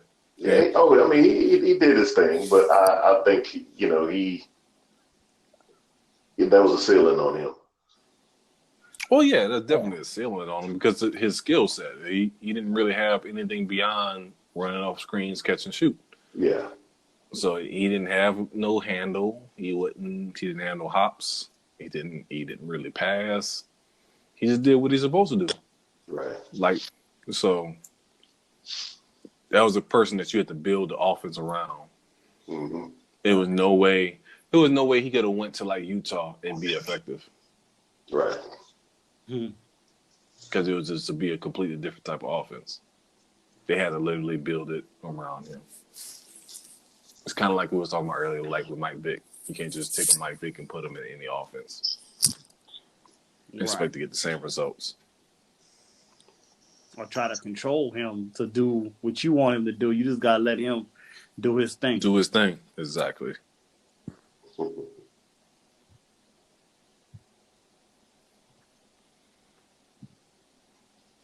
But like I said, it's early in the NBA, so a lot of stories coming. Like I said, there's a lot of dramatics that happened already with Steph being injured, the Clippers, the Rockets up and down, James Harden struggling. Pelicans gonna get better soon. Yeah, Pelicans. We skipped straight over that. Zion being injured. Yeah, they had 3 national games so far. Yeah. And because they was expecting Zion to be on the roster, but that's been a big hit to the NBA as a whole, not just the Pelicans, but the NBA, because they was expecting him to do big things, and that shit just hasn't happened yet. And I've had a lot of people tell me with a meniscus, he really could have played through it, but I think the problem is that he's had issues with his knee since high school, and it's like, you know what? Let's go ahead and clean it up and take care of it. Yeah, and I think he was playing through it since Duke. Yep. Well, actually, it was missing since high school because he had an injury in high school. So it's he said it wasn't hurting him or nothing like that. It's just the fact they just wanted to just go ahead and get it repaired. Exactly. Before it gets worse. Exactly, because you don't want it to be a situation where, especially since they keep saying that he's heavier than expected, you don't want it to be a situation. Which I think is overblown. I think it's overblown too, because nobody's questioned Charles Barkley's weight when he was playing. Nobody ever questioned Rodney Rogers or Shit, even Magic Johnson. Right. Like Magic was a big guy. Like that's something Yeah. that people keep forgetting. Like he was a legit 6'9", Yes, yeah. 250. Zebo, right? Zebo. Yeah. Yeah. Nobody questioned their weight. Marc Gasol before he even lost the weight. Kevin Love when he was in Minnesota, like nobody questioned their weight, but Yeah. Well, I think what's different with him is the athleticism behind all that weight. and I get that too, but Yes. but that's not the same thing you could say because Charles Barkley had that athleticism, Rodgers had that athleticism, Well, Shaq had that even athleticism, right. Boogie, we see how Boogie. big. So like Boogie's the biggest prime example of like stay in your lane. Boogie is too big to be doing some of the stuff he be trying to do, and that's why he keeps getting hurt. He's supposed to just be down there in that paint and just abuse people, but he wants to be at the top of the key trying to dribble like he a guard and everything, and his body just ain't made to be that way. And then the other pitfall is he from Alabama. Cole. Can't trust nobody from Alabama. Anybody born from the 90s on, you cannot trust from Alabama. You're gonna be highly disappointed. This ain't Bo Jackson and T.O. and Barkley days. That's out the window. These other cats, you can't trust them. James Winston, can't trust him. Jamarcus Russell, super couldn't trust that bastard. Yeah, you can't trust people from Alabama. Oh man, cold-blooded. Just saying. I'm just speaking. I'm only speaking facts. Am I reaching? Right. No, We're done. not really. We're talking just players or people in general. Huh? I think you're talking athletes. I'm gonna go athletes for right now. I'm gonna stay away from that. You know what? I actually had a bad experience in Alabama, so yeah, I'm gonna just say people too. I just go across the whole board. Are we going north, mid, or south? Hey man, I'm just you know, really I'm gonna say south. We're gonna keep it a bug. We're gonna say south because it's mainly because all of them pretty much are from the south part. As I think about it now. Yeah, so we'll leave it at the south. I mean, as he said, I'm thinking everybody from Alabama, Phillip Rivers.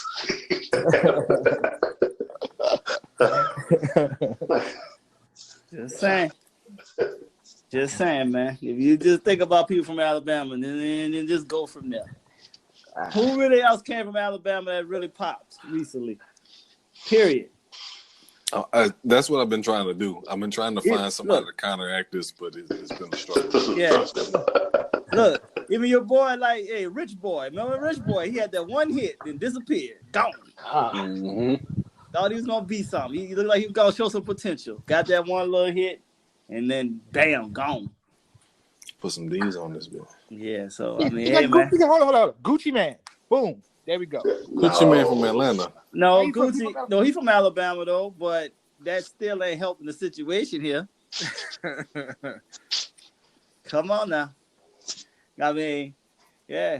I like the ignorance of Gucci, but Gucci he popped though in Atlanta though. He ain't popped in Alabama though. He had to leave Alabama though. Then he became Gucci in Atlanta though. So that don't count. He ain't blow up. Then the one cat that was about to do something though, that got murdered. He was like he was going to do something. But look, the haterism of Alabama took him out. See, I tried to get him out of there. Yeah, see? Sorry, man. This Alabama runners long gone. All they got is, well, when it comes to the Alabama niggas, ain't no name. Can't say nothing for them. Just saying. Hey, I only speak facts. You said after the 90s, right? 90s and above. Only after the 90s, yeah. And anything prior, in the 80s and all back, they straight. We can name people for days that did good things. I'm talking about anyone born in the 90s on since this. Nope, you can't name nobody. I can promise you that. Yeah, you're right. I can't find nobody. Yeah. DeMarcus Russell screwed it for everybody. I got focused. I was all on Alabama ever since.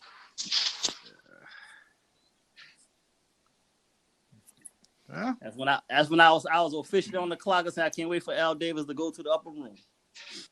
Upper room. Cause I'm like, God damn, when Jesus. I mean, I couldn't stand Roddy White. I couldn't stand him. Man, I can't stand. Man, this was all right. I'm not a Saints fan, and this was in my Twitter troll days when he was on Twitter talking foolishness about New Orleans because his hatred for the Saints is a rival. Yeah. That just tipped me all the wrong way with him. Oh yeah. Wait, he from Alabama too? Yeah. See? Bitch assness. Oh yeah.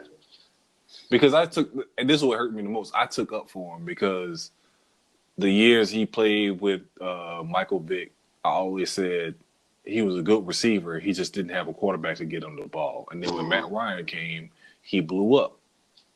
You know what I'm saying? So I was like, look, it was clearly an issue of Michael Vick. It was just clearly an issue of style or whatever. But, yeah, once he started talking the foolishness, talking about New Orleans is dirty and stuff like that, because all the place he ever been to was on Bourbon Street. I think he ended up blocking me. Just put it like that. So, that he's just a character. Yeah, he was a character. But I'm glad his speech improved because when he was playing, he couldn't talk for shit. But I saw him on the Tony Gonzalez football life. I'm like, oh, look at him. He got some classes. Good for him. But yeah, during his days, it's like he speaks so well. Nah, don't know. Okay. Let me get a Shakespeare play out here. We'll be here all day. Let's see. How about so does Ben Wallace fall under this blanket? 80s. No. He was born in the 80s. Okay. They told you. Only Yeah, 90s. so. Told you 90s, man. Robert all Ory. I told you, all of them was born in the 90s. Robert Ory. All the He born in the 80s. Yeah, I was saying. I told you 90s down has been real. Like I said, I respect all 80s, 70s, 60s. Nah, they did their thing. No. But then when the 90s hit, it went downhill. God damn, can't find nothing. Hey, man, I do my research before I take my shots, man. Well, I will say like this or whatever. There are two bitch ass niggas I met from Mobile, Alabama. Not to say the whole city of Alabama, but they were kind of suspect, big time. Oh yeah. Yeah, trust me. I got a cousin that got a baby daddy from Alabama. Oh, she can talk all day about how much she can't stand that nigga. I can tell you that. Right there in Mobile, too, like you said. And something about that Mobile. Damn. I don't know. It's like they're cool, but it is what it is. Yeah, they cool for a couple hours. This ain't no consistent thing you want to deal with. I don't know, man.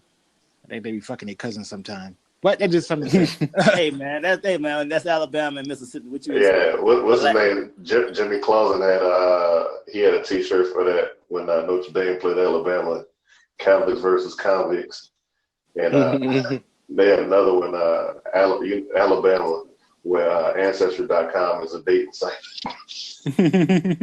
Wow. Wow.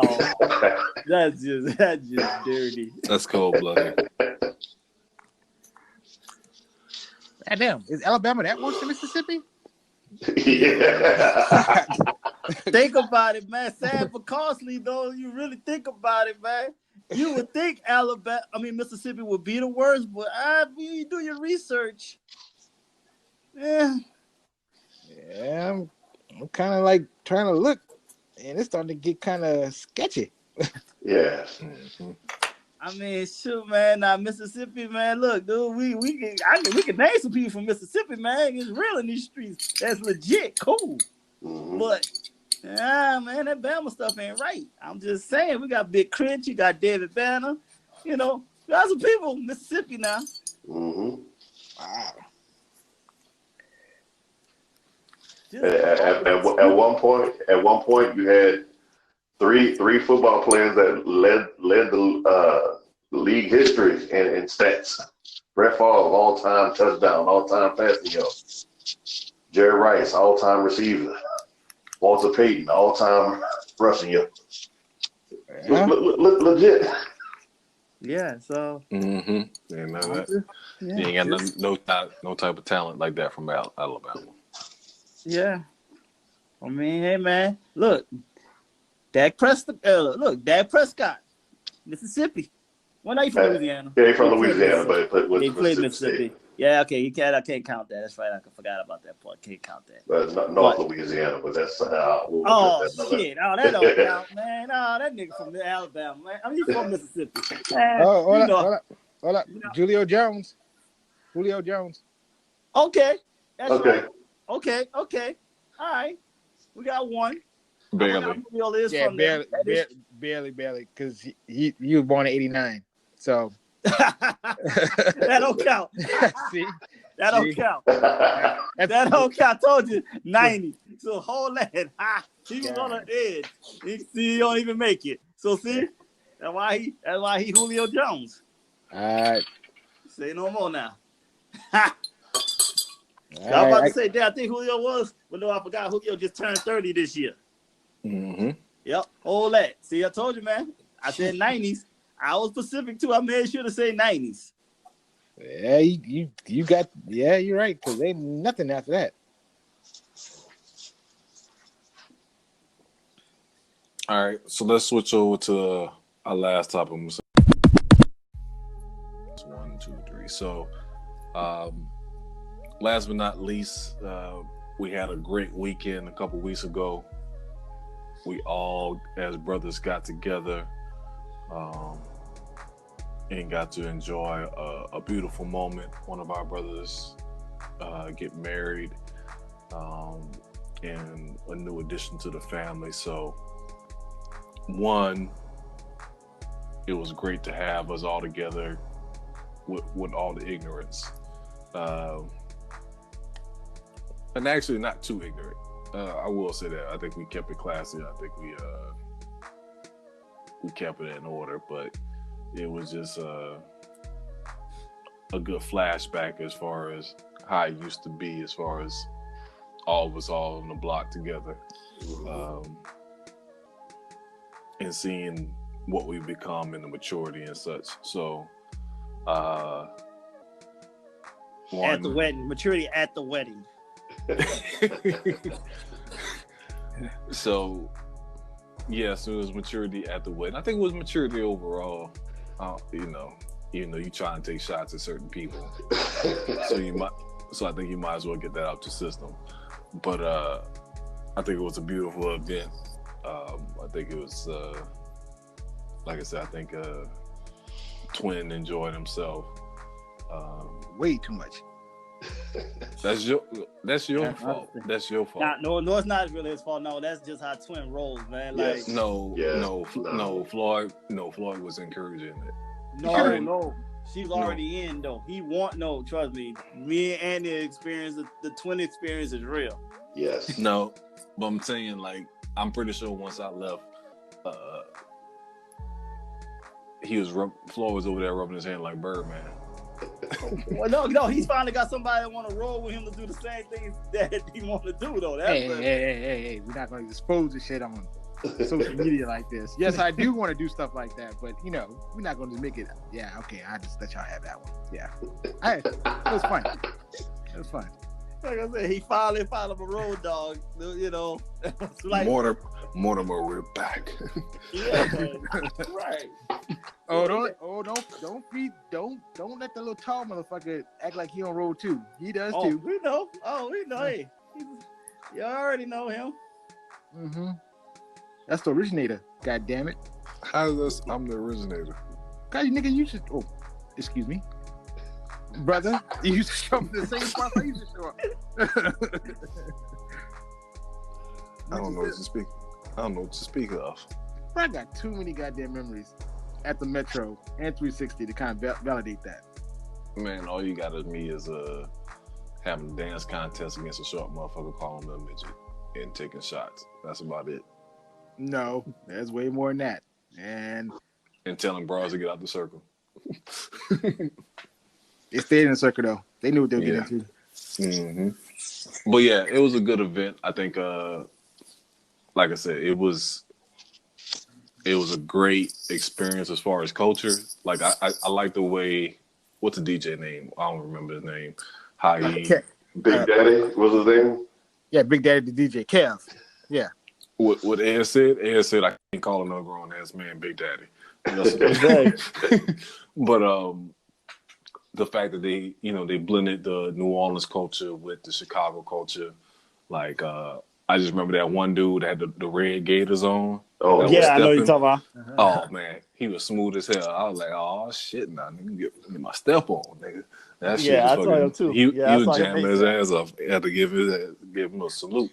But I think it was and then also the irony of the Saints and the Bears playing that same weekend. That was just Right. Like I don't even think they planned that, but the way that shit fell through, like that was just showing like a combination of cultures and all that good stuff. So it was a great weekend, man. I think I really enjoyed myself, and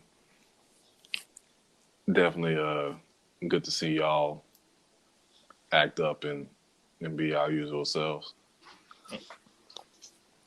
And hey, Rihanna. Rihanna, where you saw Rihanna at? I don't know. I just want to say that. Stupid. I'm about to say I might have been passed out during that time. I'm about to know where this happened at. If you're listening, Rihanna. Mm-hmm. But yeah, it was a definitely good event. Like I said, it was good seeing Bridesmaids on point. Good seeing Twin come through and enjoy himself. And the bottle was revealed. The bottle was revealed. So let's get into that, because I think that's a subject that not everyone was aware of, but it was definitely put on display all weekend. So when the bottle took, I'm gonna put it like this: the bottle got popped. They got pictures taken with the parents, pictures taken with bridesmaids and friends. You know what I'm saying? The bottle had a run. Mm-hmm. The bottle took over the next day. So the wedding, of course, was on Saturday, and on Sunday, everything started wilding out. So Rashawn, I'll let you get into the whole background and how we kind of busted out the case and take it from there. Well, this wonderful display of that bottle happened. A wonderful, dang, Anthony, what that was like a decade ago when we made this wonderful bet. This is probably like 2000, 2006, 2000. Dang, so a 2006, decade plus. 2007, yeah. So we made that bet.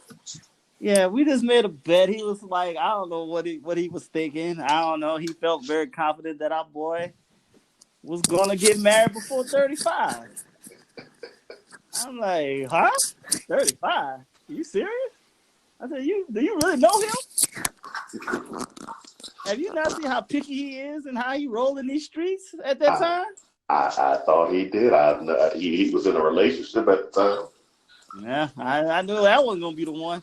I knew he was capable of being in a commitment there. That was the first time he was ever in one. What are you talking about? It was the first one. But I had faith. I had hope that he would find the right one and settle down after experiencing that. Wanting to get something like that again. Yeah, and I was like, that shit ain't happening at all. And I said, yo, you feel confident in Froggy?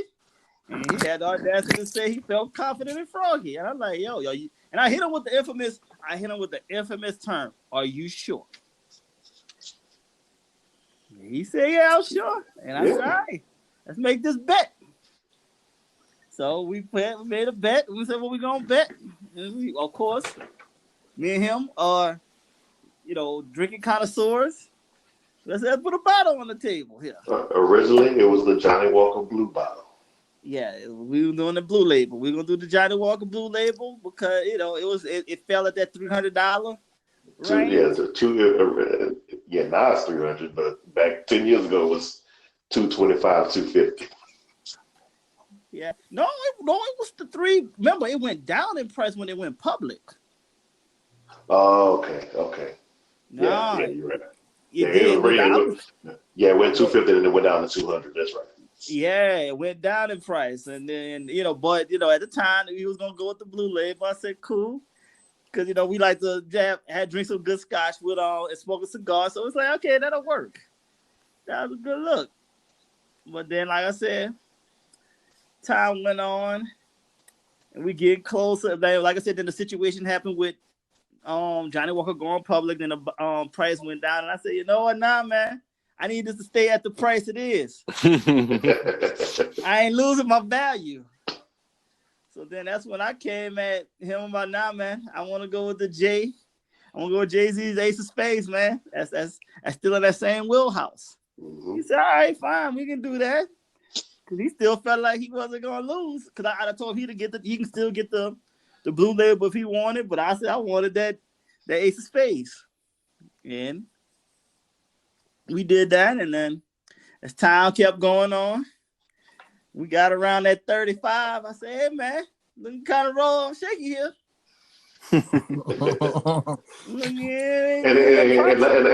Let's be clear on the stipulations. The stipulation was engaged or married by the time. That was true, too. We did put that in the mix. Yeah, he did. We did put that. I did give him the luxury of having that part of the engaged part. So I said, I give you that too. So that's true. But it was looking it wasn't. Nah, I knew I still was gonna win this. So as time went on by, he clearly lost the bet. But then I didn't. I did my goal. Say, hey, he lost, but I gave him a grace period. Until last year in January 2018. Whoa! Yeah, how long was that grace period though? That was 6 years. 6 years. I gave him a 6-year grace period because he just had the second. He had the second kid. I said I ain't gonna be that. I ain't gonna be that guy. I'm gonna let you know. I know daycare is real and all of that stuff. So I said be a team player. But then I don't know. January 2018. He came at me. He came correct and abrupt, and slightly aggressive. Slightly aggressive. Slightly. I straight up called him day before his son's birthday. I said, "Yo, January. My latest birthday's on the 2nd. He called me on January 1st. I called him. I said, "This is a new year because this was after. Yeah, this was already happened after. We had the trip in New Orleans, so we saw Ed, and I could tell he was getting in. I saw him getting engaged, and he got engaged, and all this stuff. And I said, "Oh no, it's payoff time now." So I said, "It's a new year. We know the wedding going to happen now." I said, "My exact clear words is, I don't give a fuck about your son's birthdays or Christmas this year. I want my goddamn bottle. Time to pay up." It's close. Yeah, it's close to it. Close to that. What he's like on Players Club. Tired of hear that pop. Yeah, so I was like, it's time. I didn't care. But no, his exact phrase. Hey man, look, fuck your kids' Christmas. Fuck their birthday. I'm gonna need that bottle this year, bro. And I responded like, hey man, my bonus looking good, man. I'm gonna take care of you this shit. I mean, hey, nah, I got you. Trust me, I got you. Yeah, so, I gave him a hell of a run. Even mom said, "You gonna make myself pay up that bottle?" Yes, I am. He was gonna make. I would have to pay up if I lost. It would have to come. It would have to come through. So we So Dash, he's in the bowling league, and he qualified for the national tournament up in Dallas. So yeah. Oh wait, this was before we knew about Ed getting engaged and everything. Yeah, this was before. Yeah, this was before. That's right. This was Yeah, before. this was before. My bad. This was before. Yeah, I was just want my bottle. I said enough. I ain't holding. I'm tired of waiting here. This is before. So I said, well, when we come up to Dallas, I'm gonna get it for you. It's you getting it. You got it. So the first night we was in Grand Prairie at one hotel. My family clowned me for that hotel, so we wound up going to Frisco. Frisco is our designated area for when we go to Dallas now. So, I look up a Total Wine and I say, hey man, meet me at this Total Wine. They got the Ace of Spades there. I'm gonna get that for you. Like, all right. So I get there and like, yeah, I reserved the Ace of Spades. Oh yeah, you want to get? Nah, look, we're gonna wait till my boy get here. And we'll get that. All right, just let me know when he gets in. And sure enough, this dude, you damn near ran in the stove, right? Yeah, I was getting there. I was focused. He ran in there like he forgot something. Hey, let's do this. And so he came in and like, hey, my boy's here. Let's get that eye. And so he got it, opened it up. We took a picture and everything. And the dude name was Tom. And Tom was like, hey, so you know how to take care of this properly, store it properly? Oh, I was just gonna stick it in the refrigerator. Oh no, sir.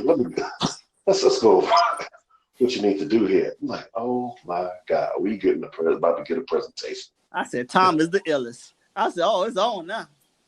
Right. So you want to keep it in the back of your refrigerator there. That's the coldest part of your refrigerator.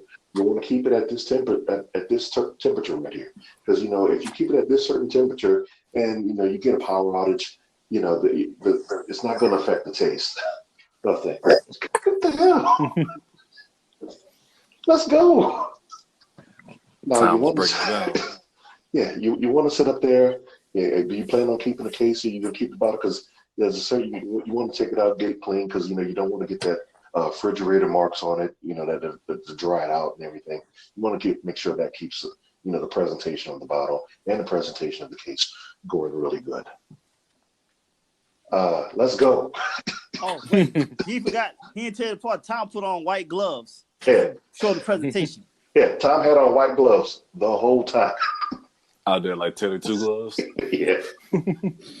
So yeah, we go over the presentation. I said, "Well, you guys about to check out?" Yeah, man, we about to go. Thank you. Oh, well, I'm gonna get to you register. Jesus Christ. So he's like, yeah, let's get a good box here for you. Hey, all right, yeah, there's a decent box. So getting in line, about to get rung up. The lady asked me, hey, do you have a total rewards number? Before I could say yeah, this nigga was like, yeah, I got a rewards number. Like, and I was like, really? You gonna take my points too? Hey, I waited 6 years for this. I get the points. He said he want all the scrap. I want it all. And he ain't get none. You gonna hold it. You gonna use the prime example. People are gonna never bet me in life again. They gonna be like, no, I ain't betting that fool. He gonna take it too far. That's what hurt me the most. That was the biggest purchase I ever made at Total Wine, and I don't get credit for it. Nope. And that points was crazy too. Yes. I saw them points. I was like, ooh, dang, all right. That just got me they got me a discount on my next purchase. So yeah, he walked out just the biggest smile in the world, happiest I ever seen this brother. I never seen him on the day his kids were born, but damn, that might be right up there with. Nigga, I don't even know if I smile like that with them two little. They were born shit, honestly. But hey, it is what it is. But that was a beautiful day. And then it's like we go to the car and like, oh yeah, man, I got you. He gave me that Roy Ayers album that you got from me. It's like, oh yeah. Thanks, Ryan. Thanks. Good looking out. Yeah, I know. But the- I know. No, Roy else ain't matching up to what I wear. The cost is, hey man, I hooked you up though. Yeah. But the thing is that I felt the saltiness all the way in Atlanta because Ant was recording. Did he record like 6 videos explaining the night? Yeah, I did. Yeah, man. He's a bit salty, to say the Oh, least. I went home. I was like, I felt like this really happened. Because Shorty was, I remember I was watching it dying laughing. And she was like, "What you laughing at?" And I showed her, and I was explaining the situation, and she was like, "Y'all motherfuckers crazy." And I was like, "That's pretty much it." But no, it was fun. It's funny. While I was waiting for him, a couple of people like, "Are you in line?" I'm like, "Nah, I'm waiting to get that. I'm about to buy that Ace of Spades bottle." Oh, that's the bottle that be in all the rap videos. Like, yeah. What you getting that for? You get the special night? No, I love some that.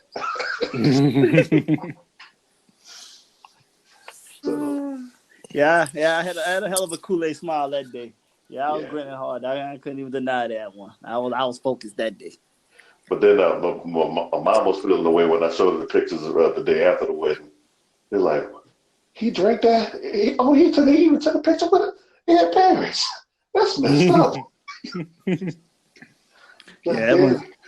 Yeah, when Floyd called me on those I'm the pettiest cat ever. How you gonna take pictures with somebody's parents, man? Yeah, we upstairs watching the damn game, and I see him send a picture. I'm like, this nigga really took a picture of Mr. and Mrs. Ellis with the bottle. And she even asked me, like, "Which one of y'all lost money?" I said, "It was me." Mm-hmm. She already knew. She already knew. She knew. They knew about the bottle, and I had to finally show it to her. Oh wow, okay. You really went there. I said, oh yeah. You know, y'all should know. Y'all know me. You know how I roll. I'm about presentation. Oh my goodness. So what's the new bet? The redemption bet. I'm out. I'm out. Hey man, I don't know. Hey, babe, I don't know. We just have to think of something one day coming up. But hey, I only took that one because I knew I was gonna win that one with ease. I'm out. I knew I was gonna win, but he felt. I respect the fact he had confidence in him. But I just knew 35 wasn't happening. I ain't expect it to go this far. But I just knew 35 wasn't not an option. Right. You see, and look, you saw how I cleaned it up with the video, man. Oh yes, I commented perfectly on that. You cleaned that up. Yeah, I cleaned it up a little. I tried to at least still keep it. I kept it classy a little bit. I kept it petty classy. I kept it classy. But it was true though, because like that was the thing that I think was being missed. We all know how picky Ed is. Mm-hmm. Yeah. So, and how he feels as far as presenting women to his sister and his mama. So, right. That was the thing that even if he liked the woman to a certain degree, they had to pass a test with the sister and the mama, or vice versa. Right. So that was, it was definitely the truth. And that was the thing. That was the thing. Like I was saying too, is like it was just too much. It was too much to pass for him to just jump the broom with anybody early. Yeah. Especially once we all moved to Texas. That was another thing too. Just it was going to make it be even more of a situation of double guessing, double checking, and second guessing and such. Right. Exactly. So I didn't have no ill will to saying he never gonna do it. I just knew the age he wasn't gonna do it. That's all. That's all I knew. And I just took that opportunity. And like I said, man, I cleaned it up. I did the nice little toast and everything.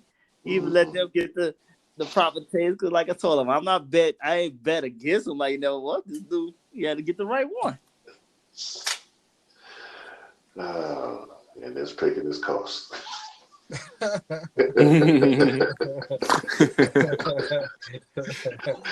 Oh man. And Hey man, you should got all your information first. Man. One of those lessons learned. Again, I get my information, and I tell this to my staff all the time. Hey, your thoughts are not the facts. And what I thought of it, I wish I known what the facts that you guys were privy to. Oh yeah, because I'm like, dude, like, how you gonna go? I talk to him every day. Like, yo, I had to be on inside track here. Right. Like, inside baseball. Yes. Rashawn, like, in 6 years, I'm gonna get a nice bottle of Johnny Walker. Yeah, I just knew it. I was like, I'm gonna chill. But then, like I said, once it was, I won. I ain't even rushed to get the bottle because I knew it was an easy win. Just gave it some time. But then I'm like, all right, now, and gone. Then me and him wasn't even talking at the time. I was like, oh, enough is enough. I want my bottle. I ain't sitting here holding my breath no more. Expeditiously. Yes, I need it. It's time. Yeah. And it was worth the wait, though. I'm not gonna lie, but I'm gonna cop another one. So how was it? We still haven't. You never discussed how it tastes. Oh man, that the smoothness of that shit. It's worth every goddamn penny. I'm not gonna lie to you. Fuck you. It's worth every penny. That shit was worth. Dude, that was the smoothest champagne. You know how champagne could be dry. Yeah, it'd be a little. That's why I wouldn't even worry about even getting in there because I'm not a big champagne person. But nah, it wasn't dry at all. It was just really smooth. Like sometimes you feel like if you drink it too fast, you feel like it's gonna come through your nose type vibe. Or something. Nah, none of that. It were every bit. I'm gonna get another one in 15 months. In 15 months. Yeah, man. When that son of mine walked across that stage, child support in. Okay. Gonna celebrate again with another one. I'm gonna get another one of them. I don't know. Last time I bought champagne it was like for New Year's, and I was just literally pouring it out for everybody just so I can have an empty bottle and put liquor in it and drink liquor out of it. So yeah, I never was a champagne person. I get a bottle of champagne every New Year, and I drink the whole bottle, reflecting on the year. To how I'm not gonna do the same shit again the next year. But I do it every single year. I get a bottle, and I down that whole bottle. So that's always been my thing. But yes, I know I've done. Was your girl on that Nas dabble? Not that White Star. Yeah. Yeah, but it's on point though, man. Anthony, it was really good. Well, that's great. Anthony sounds so happy for him. Hey man, it was hey man. It was all love, man. It was all love. That's all I can tell you. Yeah, you felt froggy, man. And I respect it. But I think about that day too when I got the bottle, and because with the family, I was like, hey, I gotta go run a total run right quick. For what? You with your family? Yeah. I gotta pay up. I told you we gotta take care of this. It won't be that long. Oh man, just all that. That's one of the hardest bets to settle. Pay the piper. Pay the piper. Yeah, I got that quick too, boy. I ain't call. I said, all right, I'm on my way. Yeah, I know where that one at. I'll be right there. Yeah, I said, oh yeah, because I thought I had to go all the way to Frisco, but we was kind of more in Plano. Yeah. By we was over there by Willow Bend Mall, so I was like, oh. Yeah, I know what you're talking about. Yeah, I know that one. I said, I'm there. Yeah, right up the road from me, so I said, I'm all in. I'll be there. But it was just like really surreal, just like looking at that bottle, looking at the price on it, like I'm about to get this shit away. Can't even enjoy it. I said that. Speaking of celebrations, y'all know I make the big 4-0 in January. Erica, shout out to Erica, was asking about it earlier because her birthday today. Happy birthday to Erica. Might do a party for the 40.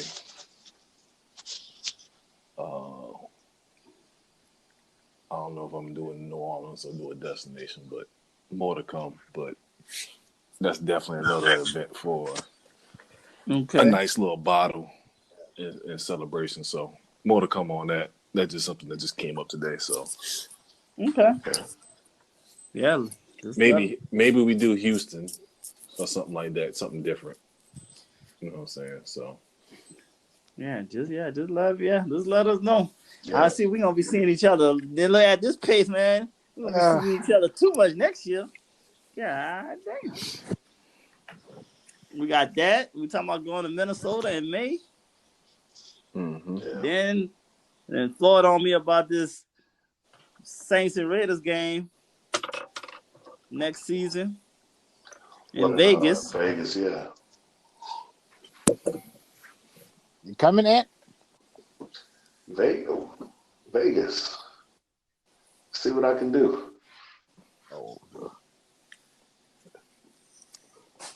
I'll map it out.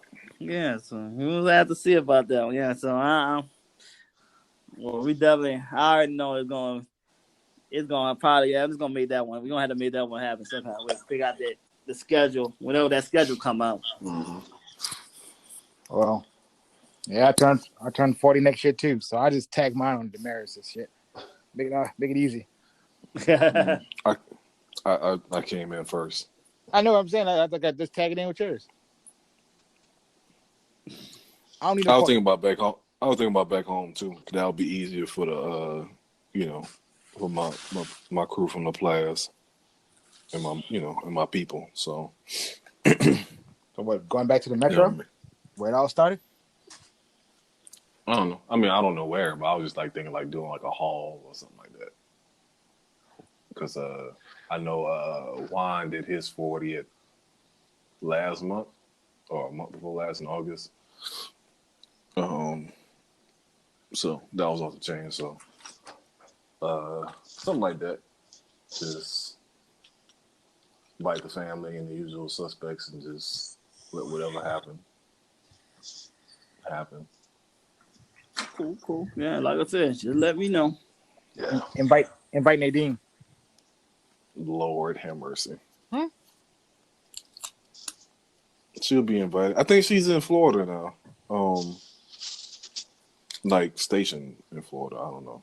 I have to go and look. But yeah, of course, all the usual suspects from college days will be included. So it'll be a nice event. Okay. So it's gonna be in LaPlace? Well, I don't know. I haven't thought that far yet. Oh. Like I said, it literally came up this morning when I was telling Erica happy birthday. Shit, I'm about to be 40. That's the one you tagged me on with? On that thing? She's staying in Houston. Okay. Yeah, she's staying in Houston. All right, now. No comment. That's a different part of the city. We love the metropolis. Shit. Houston's far, but not that far apart. True.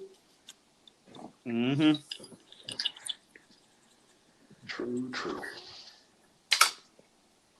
But any last thoughts? Like I said, as far as the wedding, great weekend. Got to see the old school players with Annihilator Gators sneaking bottles into the reception.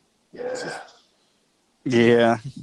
I'm a cognac person, so I had to bring my two bottles of yak. You know what I'm saying? Got our second line on. I step on home. It was a good event. Apparently, Rashawn is next on deck to be married next. I was going to take that L for you, but Man, I got set up. I was set up horribly. That was a horrible setup, man. I looked at them both with pure disgust. I'm like, even my own mama. I was like, really? I'm like, God damn. I say, it's all good though. Everybody want to wish ill wills on me. It's all good, but I'm chilling, minding my own business. I'm just staying. I'm gonna continue on staying out of trouble and relax. I'm enjoying my peace until it's over. Gotta relax. So that's how I'm making the best of that. Floyd, how's it feel being a official Dallas Cowboy? You know, Jerry's paying me well. The white women are abundant, and Stupid. And I was like this, you know, whoever would have thought, but you know how it is. You know what I'm saying? But I was like this. I can see how people get lost too. So you gotta be focused because some people can just get caught up in the title itself. That's about it. But yeah, you know what I mean? Yeah. But I mean that's kind of what sports in general is. I think some people, especially when like a franchise like the Cowboys, is that you get caught up in the name and forget about the day-to-day effort you got to put in. Mm-hmm.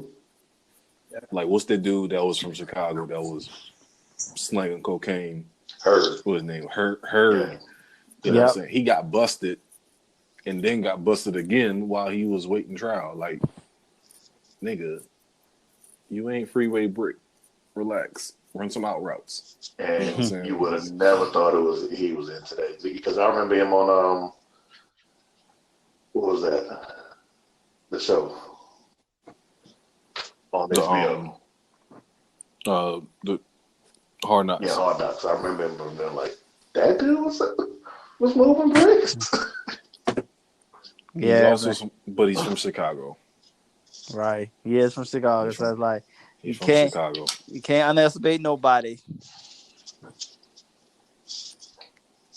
He got busted with the feds awaiting trial. It was like that's a whole nother level of disrespect. Right. It's like he didn't. I'm still slamming things. Right, like I gotta still make this money to pay for these courts. Yeah, he was on something else. And there was another wide receiver that got busted. That was a former Cowboy, around that same time. Yeah, I think he was busted when he was with the Cardinals. I know you're talking about. Yeah, so it's like, damn, nigga, you think you become a Cowboy, you turn into fucking hey man, American Gangster. Hey man, Cocaine Cowboys. It's real Cocaine Cowboys, aka 8-Ball Q. Quincy Carter. Yeah, I remember. AKA Teflon Don. AKA Michael Irvin, nigga. Yeah. Right. I remember Charlamagne, and when Charlamagne was doing at the Breakfast Club with Jay-Z, they was doing an interview, and they both would find out their daddies was doggone Cowboy fans. I'm like, dang. And they, Jay-Z from New York and Charlamagne from South Carolina. It's like, how our daddies became Cowboy fans? And Charlamagne said, hey, part of that cocaine. He said, yeah. Jay-Z, like, you know what? You're probably right.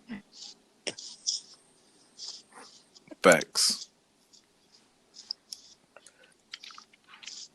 Motherfucking facts. Well, I know they ain't gonna happen my way because my pops will shoot me. We both are on right. So. Speak so. But yeah, though. But yeah. So with that, I will say, Rashawn, if you're ever looking for that foreign, let me know. I can get you a tour. For sure. I'm gonna make some appearances in that stadium. Exactly. Anybody really? Because is there like a dress code? Like, can you have any other team's logo on the campus? Or not? Well, I was like this. It would be advised. It'll be advised not to. How about that? Okay. College, yes. NFL, no. NBA and all that, you can have whatever you want, or you Yeah, got yeah. it. Okay. Yeah, so. Well, I come in there with my Saints. Yeah, you could definitely come through with that. Yeah. Oh, with the Saints? Yeah, like you can do it. I can't do it. Oh, you okay? I can't do it.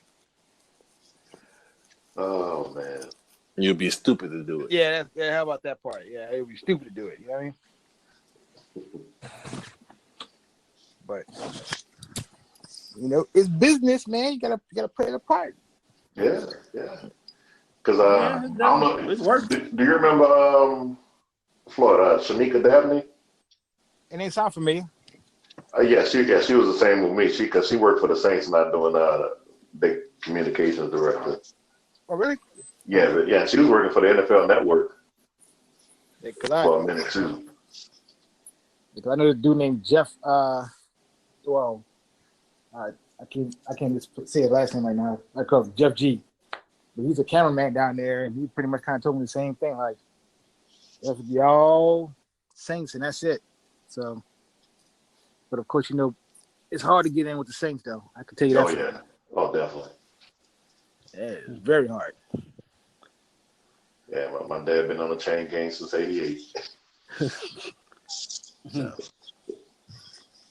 ain't giving that up. Yeah, you gotta hold on to that. That'd be interesting. NBA in Atlanta, Batman. Yeah, like one thing I saw yesterday is that the G League, 2 Chainz is a part ownership. He has the G League team in College Park. I found that was pretty interesting. I didn't hear anything about that until I saw that yesterday.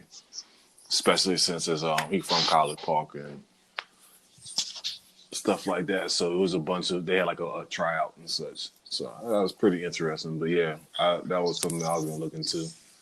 Because that's where your boy got his start at too. What's his name? Amin Al Hassan. To be on the jump. Oh, okay, yeah. When he was going to Georgia Tech, he got his start doing like little petty jobs and stuff for the Hawks, and then eventually moved his way up and got in the front office with the Phoenix Suns. So, it can definitely happen, especially when it's a team that's not as well known, or I guess you could say marquee team. Mm-hmm. With the Hawks, like the Hawks or say like the Pelicans, they're on a come up, so it'll be easier, I would say, to get on and do stuff with them versus trying to get on with the Saints or try to get on with the Cowboys, even though Florida has already done that. But I just started. I'm about to say the Cowboys now versus the Cowboys from the '90s is 2 different things. But I think it will be more difficult right now to get on with the Mavs than the Cowboys, because the Mavs has run a title more recently than the Cowboys have. So, and shout out to Dirk, he got a street named after him last week or a week before last, or something like that. So, shout out to the Iron Leg Assassin.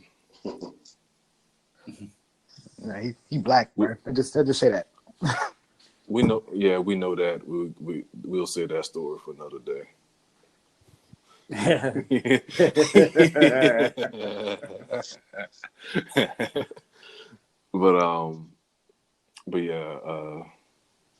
So salute to you, Floyd, as far as your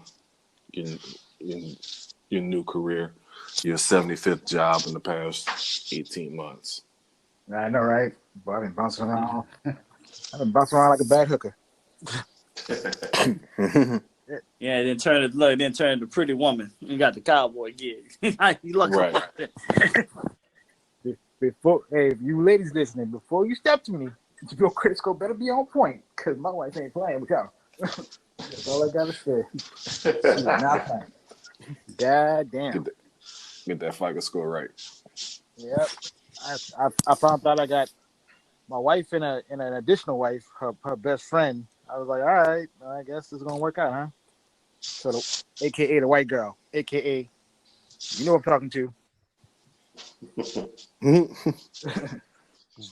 So, so yeah, it's gonna be kind of interesting. But I just want to pay my bills and retire one day. So that's the goal. Well, shit, that's all I goals. I'm trying to retire next Must week.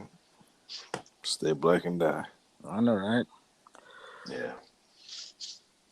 So, any side chicks getting any gifts this holidays? Any fellas? Yeah, we know this part about to get edited out. Thank God. I was just thinking that. I was like, he did end the last show off on the ignorant note. Yeah. So I was waiting for it. Yeah, I knew it was coming too. So I was like, well, this is going. We're gonna hit the editing part in a second here. Here he go. I mean, right on cue. No, not this year.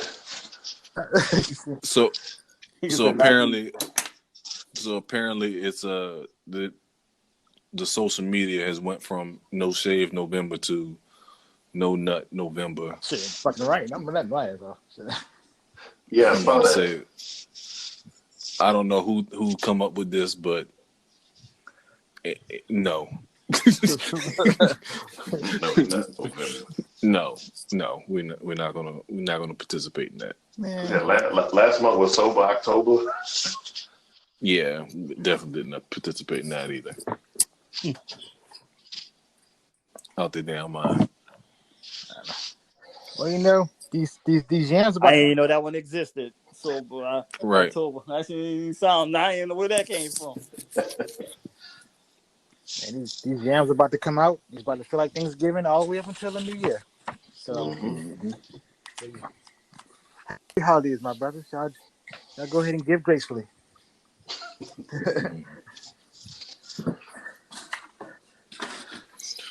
But another good episode. We'll be back next week.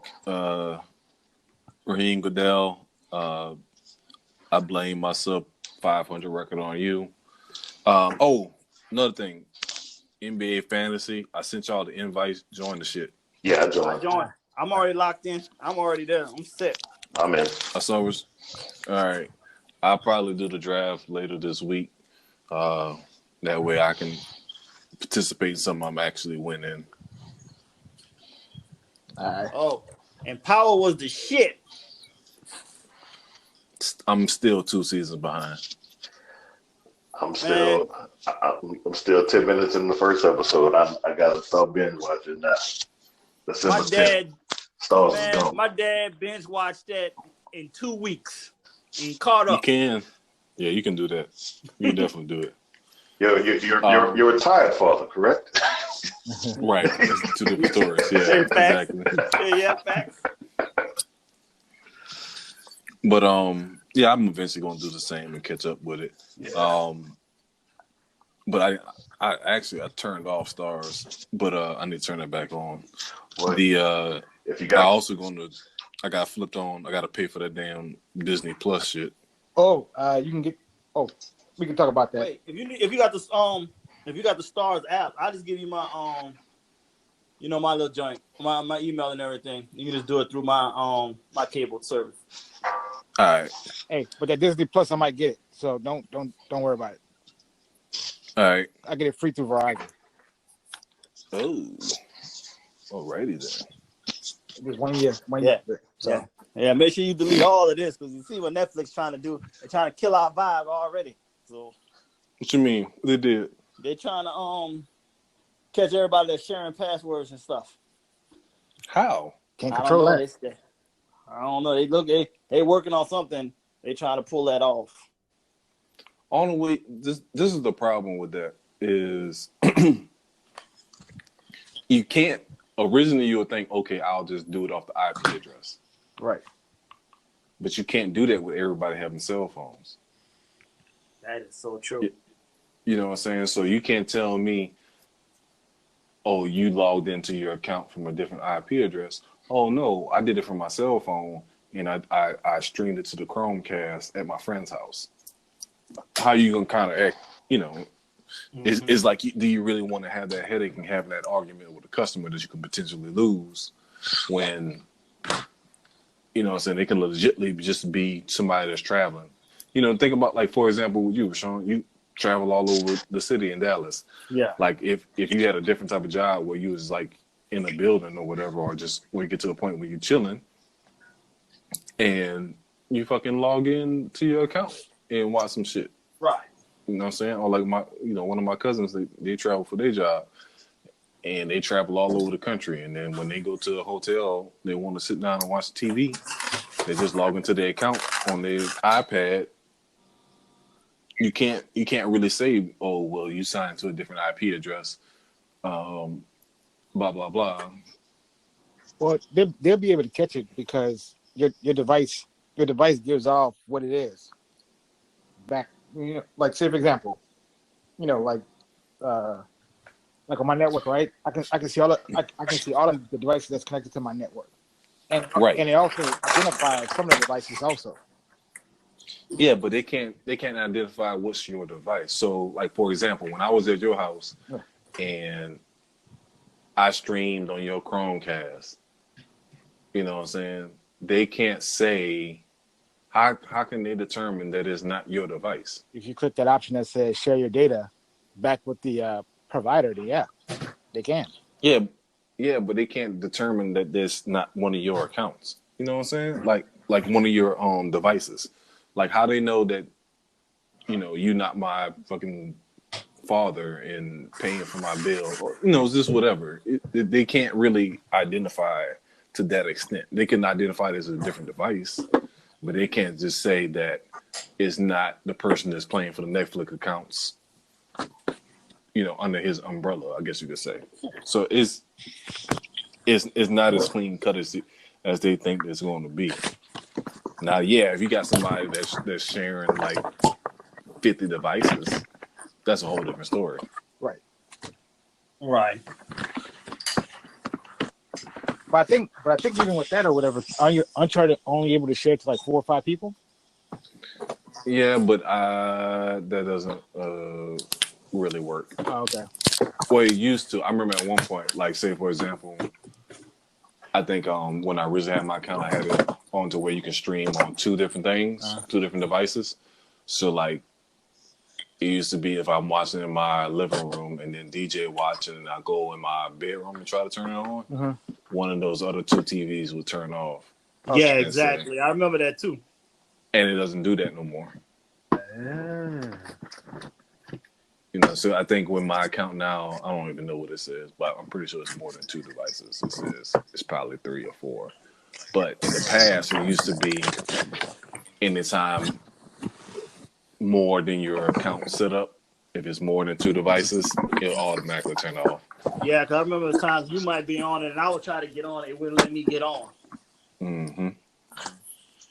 So it's because you don't want to, like, just from like a business point of view, do you really want to argue with every single person that may be having, instead of 3 devices connected, 5? Some people might want to, bro. You'd be surprised. I don't know. Just from my experience with working, sometimes it's, pick your battles. Oh yeah, but these companies are greedy. True. This is true. These companies are greedy. They want every penny they can get. And with all these other streaming services coming along too, that's more competition for them. But I don't see the point of getting for Comcast to get rid of stoves. I don't get it either. Like, why not get something that's an option for them to use? I think it's more something personal. That's the only thing I can see. Like you said, I don't see what's the reasoning of cutting them off or not having them as an option. That's what we got to talk about the next one. We got to talk about that Byron Allen interview. Man. Yeah, I still haven't listened to all of it yet. So yeah, I'm gonna listen to it on the way to work tomorrow. We gotta make that happen. That was a lot of good information in there. That man got That man got some money, and I just love the fact how he really still ain't break a lot of stuff down. He didn't want to say too much. Right. He said enough, but there still was more to that. Yeah. I like. Yeah, I'm gonna have to catch up with that. Yeah, Comcast poked the wrong bit. Mm-hmm. Yeah. So, well, But hey man, it is it, man. It's time to lay it down. all right, man. so we'll get at it next time. This is a good episode. So, like I said, that'll definitely be one I want to get into as far as this whole cable vision business venture. So, shout out to the gold bottle. Shout out to the Saints. Yeah, man. And we'll be back at it next week. Get at y'all later. All right, man. All right, man. Later. Later.